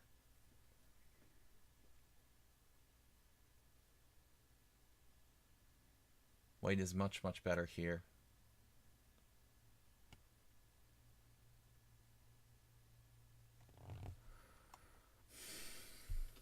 Knight is almost trapped. It's like perfect coordination for white. Again, extremely strong play by this guy. I would think I was playing at least a 2100 FIDE player. I mean, he's so strong. Everything's tripled. Perfect coordination. Knights. Wow. Where's the weak point in white's game? I can't find it. Cannot find it.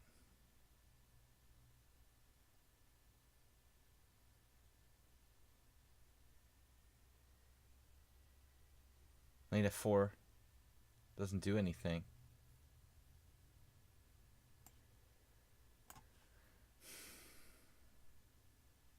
I hope that he's weak tactically, because positionally he's like crushing me, you know?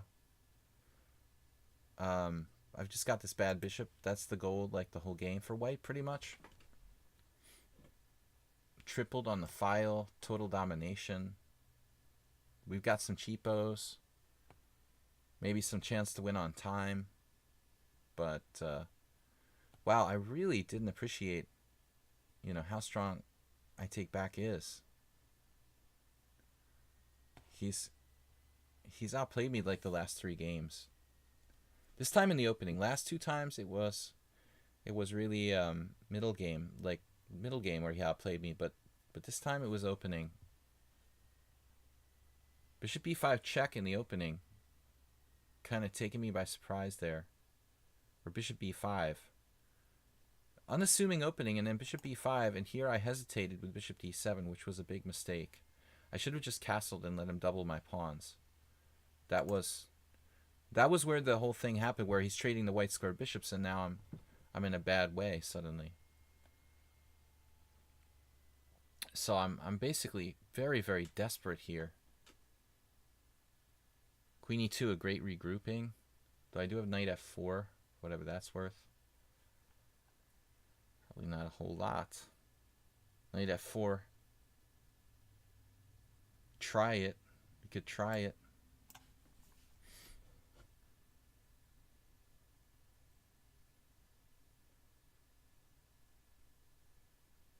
Try for tactics here.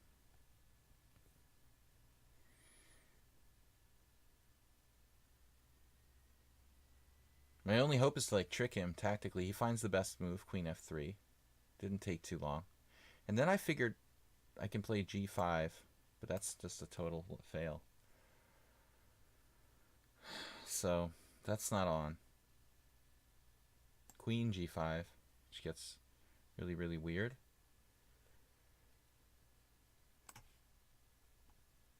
And my only hope is like to trick him somehow tactically, but I think I'm just lost here.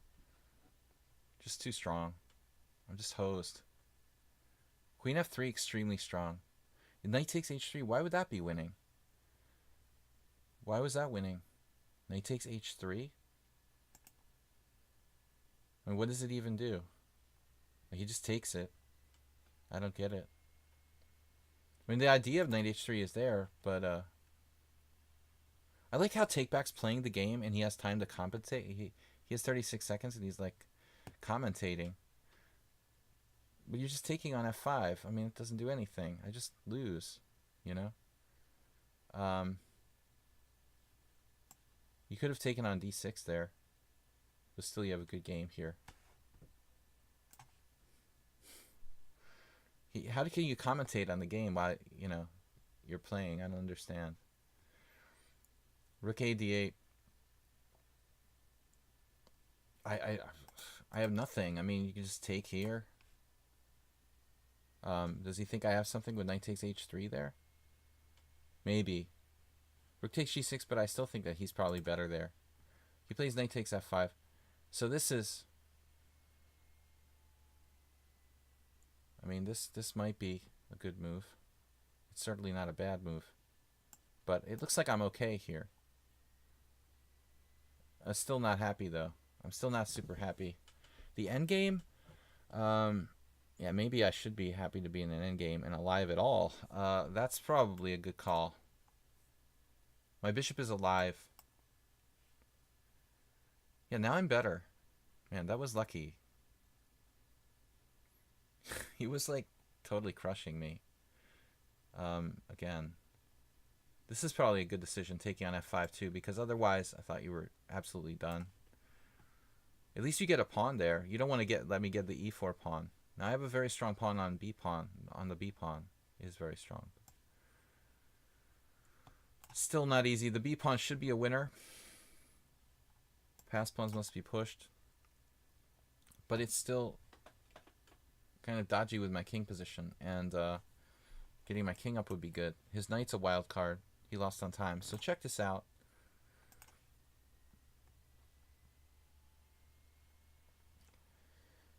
If we go back a couple moves, you see White's just like winning. You know, I mean, I think he's just winning here. Here, the engine thinks I'm better. Okay, but you didn't have to do that. You know, any normal move, other than knight takes f5, White has an advantage, I think. You had such a big advantage at one point. After queen g5, it's +4. Rook takes d6. But just totally outplayed me. Like, you just strategically outplayed me big time. You know, like, I'm just toast here. After this position, after bishop g5 in the opening, I'm just like, you can resign here with black strategically. I'm exaggerating a little bit, but I mean, this is just awful for black. Now I played b5, I weakened my queen side. I thought it was a good move. It's actually a really bad move. Bishop g5 just kills me. Trading off that piece, I mean, man, I was dead. Here I am thinking it's a good idea. I hesitated. I thought about this, but I didn't see what the follow-up is. You know, queen a5. It would have been better than what I did, truthfully. I almost played it, and then just castle. This would have been better than what I did, but I still think that White has a huge advantage. The c6 square. Man, that's the third game in a row you've been beating me. All right, Pichu is winning the tournament. Camel Culture in second. Bombast in third. Ponda is ahead of me now. Ponda, who is Ponda? Ponda has had to play me. He's playing Camel Culture now.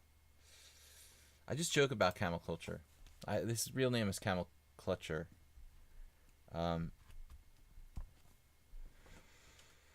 So that's 3 games in a row I take back as had winning positions against me. He beat me in the simul, but he lost these 2 in the time situation. But they were different, because the first one was the second one, and the first and the second one were middle game, and this was opening. I was busted. Camel Culture, great. I've got 10 minutes left, and I have to play like the leader. That's awesome. I just like want to creep into third place, but now I've got to take down the leader, who has nothing to lose. What am I doing here? Yeah. Playing against my own system. Did we played this before? Okay, so you're prepared. He's prepared. Alright, he's prepared. But last time, did I do something stupid? No, we played the same line last time. Okay.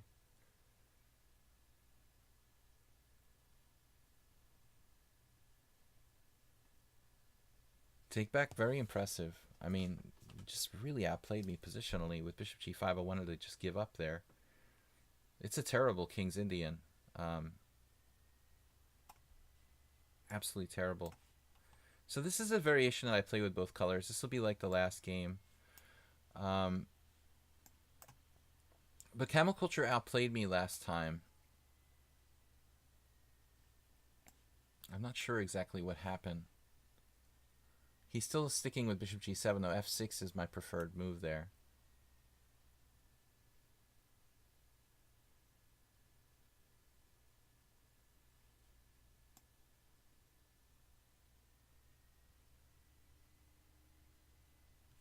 Alright, let's think about this. I never play with white, and I never play bishop g7 when I'm black. It's kind of weird. But he can play the delayed.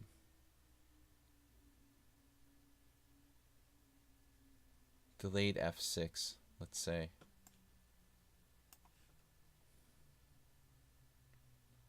I think this is what he did last time. What we had last time, basically. Something like along these lines. Trying something different. So queen d5.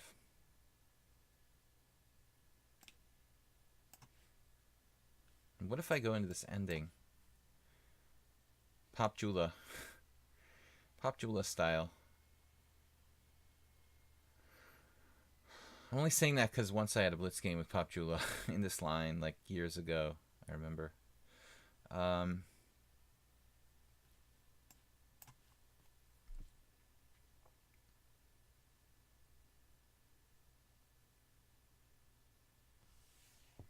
No talks about you, Tushar, don't worry. But this obstacle bishop position is better for white. Kind of technical. How much better for white? We're still on the fence. There are some issues. Maybe rook here?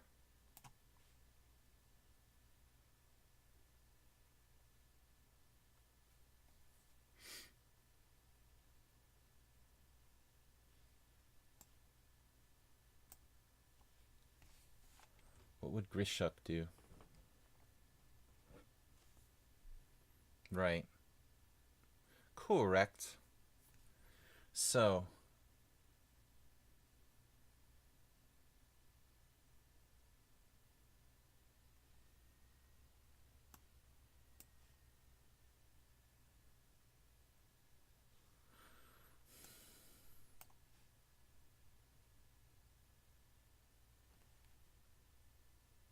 Chemiculture just ridiculously fast. Does he play a lot of bullet? Pretty much. Majority bullet games.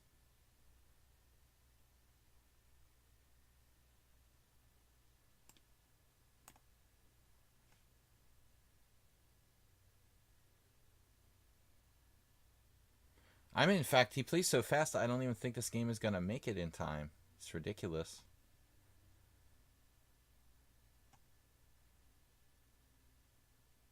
Should I play f4 now? It wasn't really part of my plan. I'm going to regret this.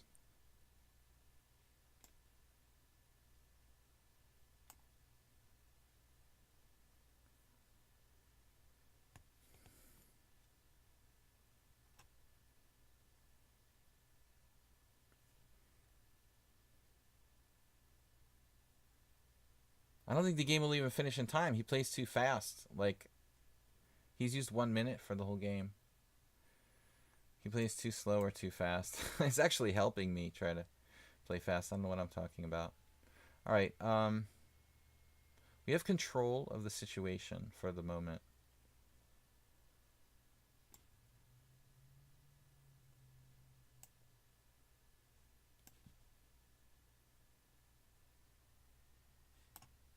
What do you want to do here?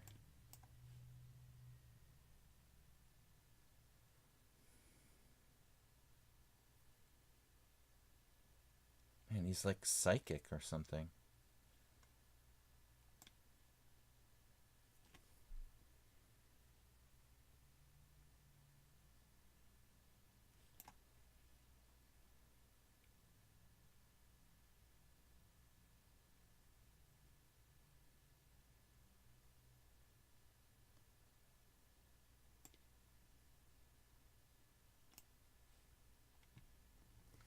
He must be psychic, I think.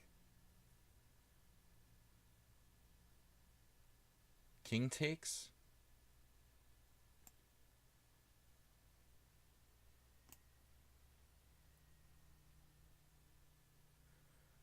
But Gary Fang, it has nothing to do with how sharp the position is, dude. I mean, endgames are even harder to play than technical positions. I mean, than tactical positions. I can play tactical positions very, very fast. But endgames, forget about it.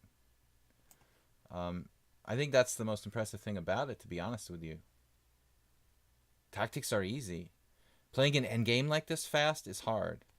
You could play bad moves really fast, no problem, But Camel Culture keeps finding strong moves very fast. The fact that the position is not sharp, I think tactics are easy. Endgames and complicated closed positions with strategy are much harder to play than open positions. 302. So Ponda finishes fourth. I wonder who Ponda is. 1800. How did he get to fourth? Another tournament, yeah. I'm going to cook dinner after this. I think I ate a sandwich today. Is my rook ever going to be allowed in the game? Looks like he's setting up tactics, actually. How about bishop here?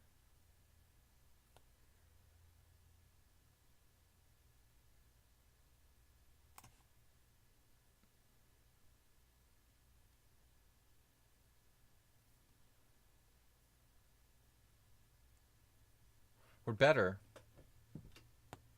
We're threatening to break out with our A rook, which is good. If that piece is active, I'd be in very good shape.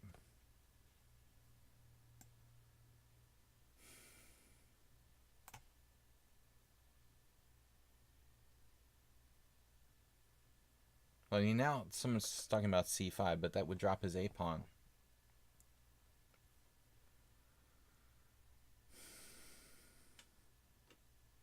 The game isn't going to count, unfortunately. Interesting game. Pichu got a ridiculous amount of points. He's up to 37. Camel Culture was second. Bombas third.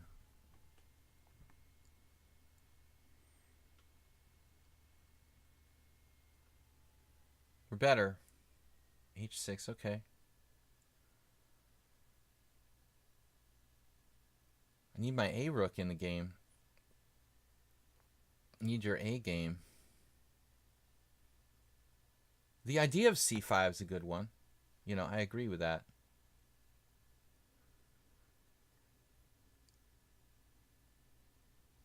This is just too hard to make progress.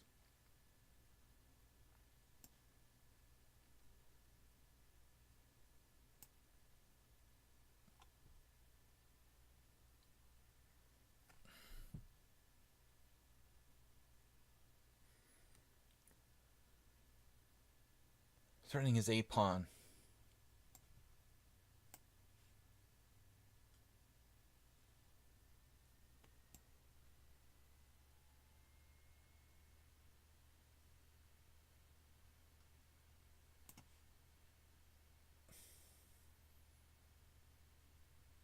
Very technical position.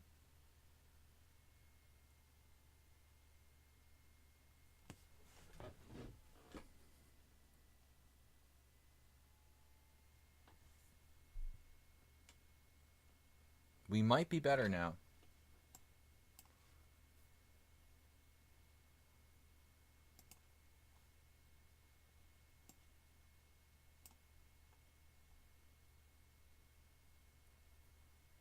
There's no time left.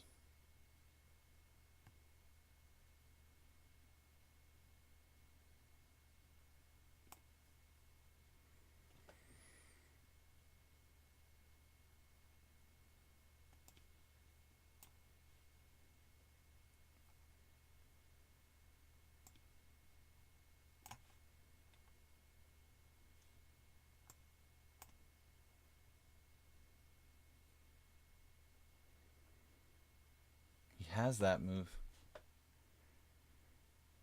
Master has that move.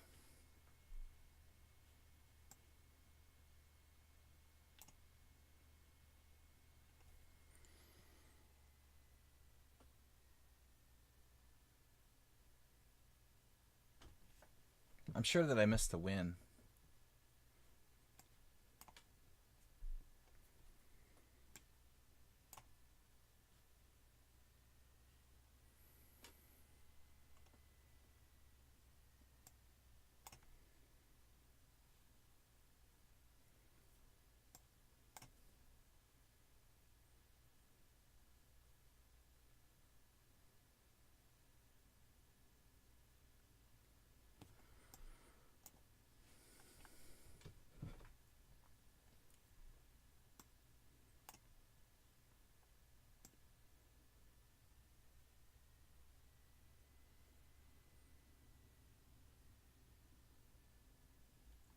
He has that, staying alive.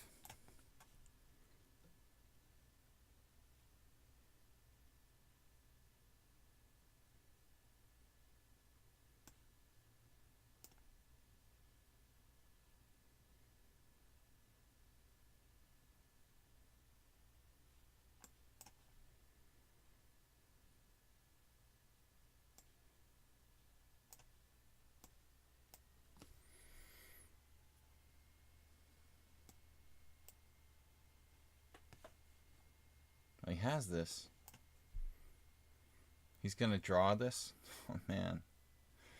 Alright. That's bad, but I blew it. I think I blew it now. It's a draw.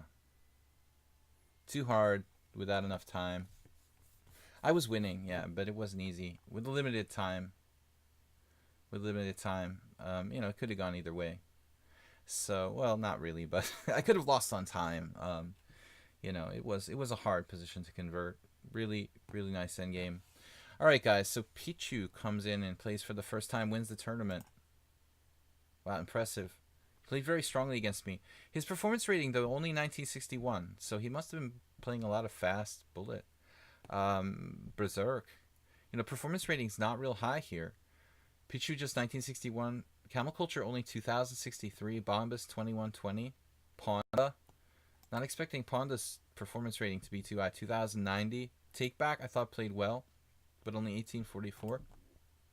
I had the highest rated performance rating. I dropped that one on time to PQ, but I was in trouble in a number of games.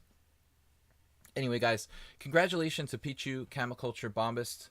All very, very decent performances. You weren't berserking. You got crushed by a couple 1500s, 1600s. You weren't berserking. That's amazing. So Pichu played all those games without berserking. That's insane. You played like the most games of the top players, and you still didn't berserk. I don't know how you did that. Anyway, guys, thanks for the games. Interesting stuff today. Tomorrow I'll be back with Weird Wednesday. So like unusual openings and blitz and rapid chess. We play stuff I would normally play. Just openings for fun and in our normal blitz stream. That'll be 4 p.m. EDT tomorrow. So I hope it was instructive. A lot of quick wins. The arena tournament is basically luck, and also fast play is important. I just focus on trying to play quality games. Interesting end game against Camel Culture. At the end, though, I like playing that kind of opposite color bishop and rook end game. And truthfully, I was better, but it's a really, really tough one. Okay, guys, I will see you tomorrow. Thanks everyone for watching and subscribing. Thanks for the donations from Juicebox Wizard, Acerbate today. And just generally, thanks for support from everyone all week. International Master Will Paschall here. Guys, don't forget to check out my YouTube channel and like and subscribe over there on YouTube. Video chess training on YouTube. Please just give me a like and subscribe on YouTube. And thanks everyone for watching. Hopefully, again, it was instructive and useful to you guys. So, Ponda has the tribute account here. Hey. Who said you could call yourself Ponda? Huh? H4. And you even play H4? That's my favorite move. Alright. I'll see you tomorrow for Wednesday. Unusual openings. Don't forget to play H4. That's it. That's your announcement for today. It's always the same thing. You're obsessed with H4, man. Anyway, guys, thanks for watching and subscribing. Soltigo, thanks for moderating. And it was a fun tournament again. Congratulations to Pichu99, Camel Culture, and Bombist. Those guys took it down for second, third place. Thanks for the support, Acerbate.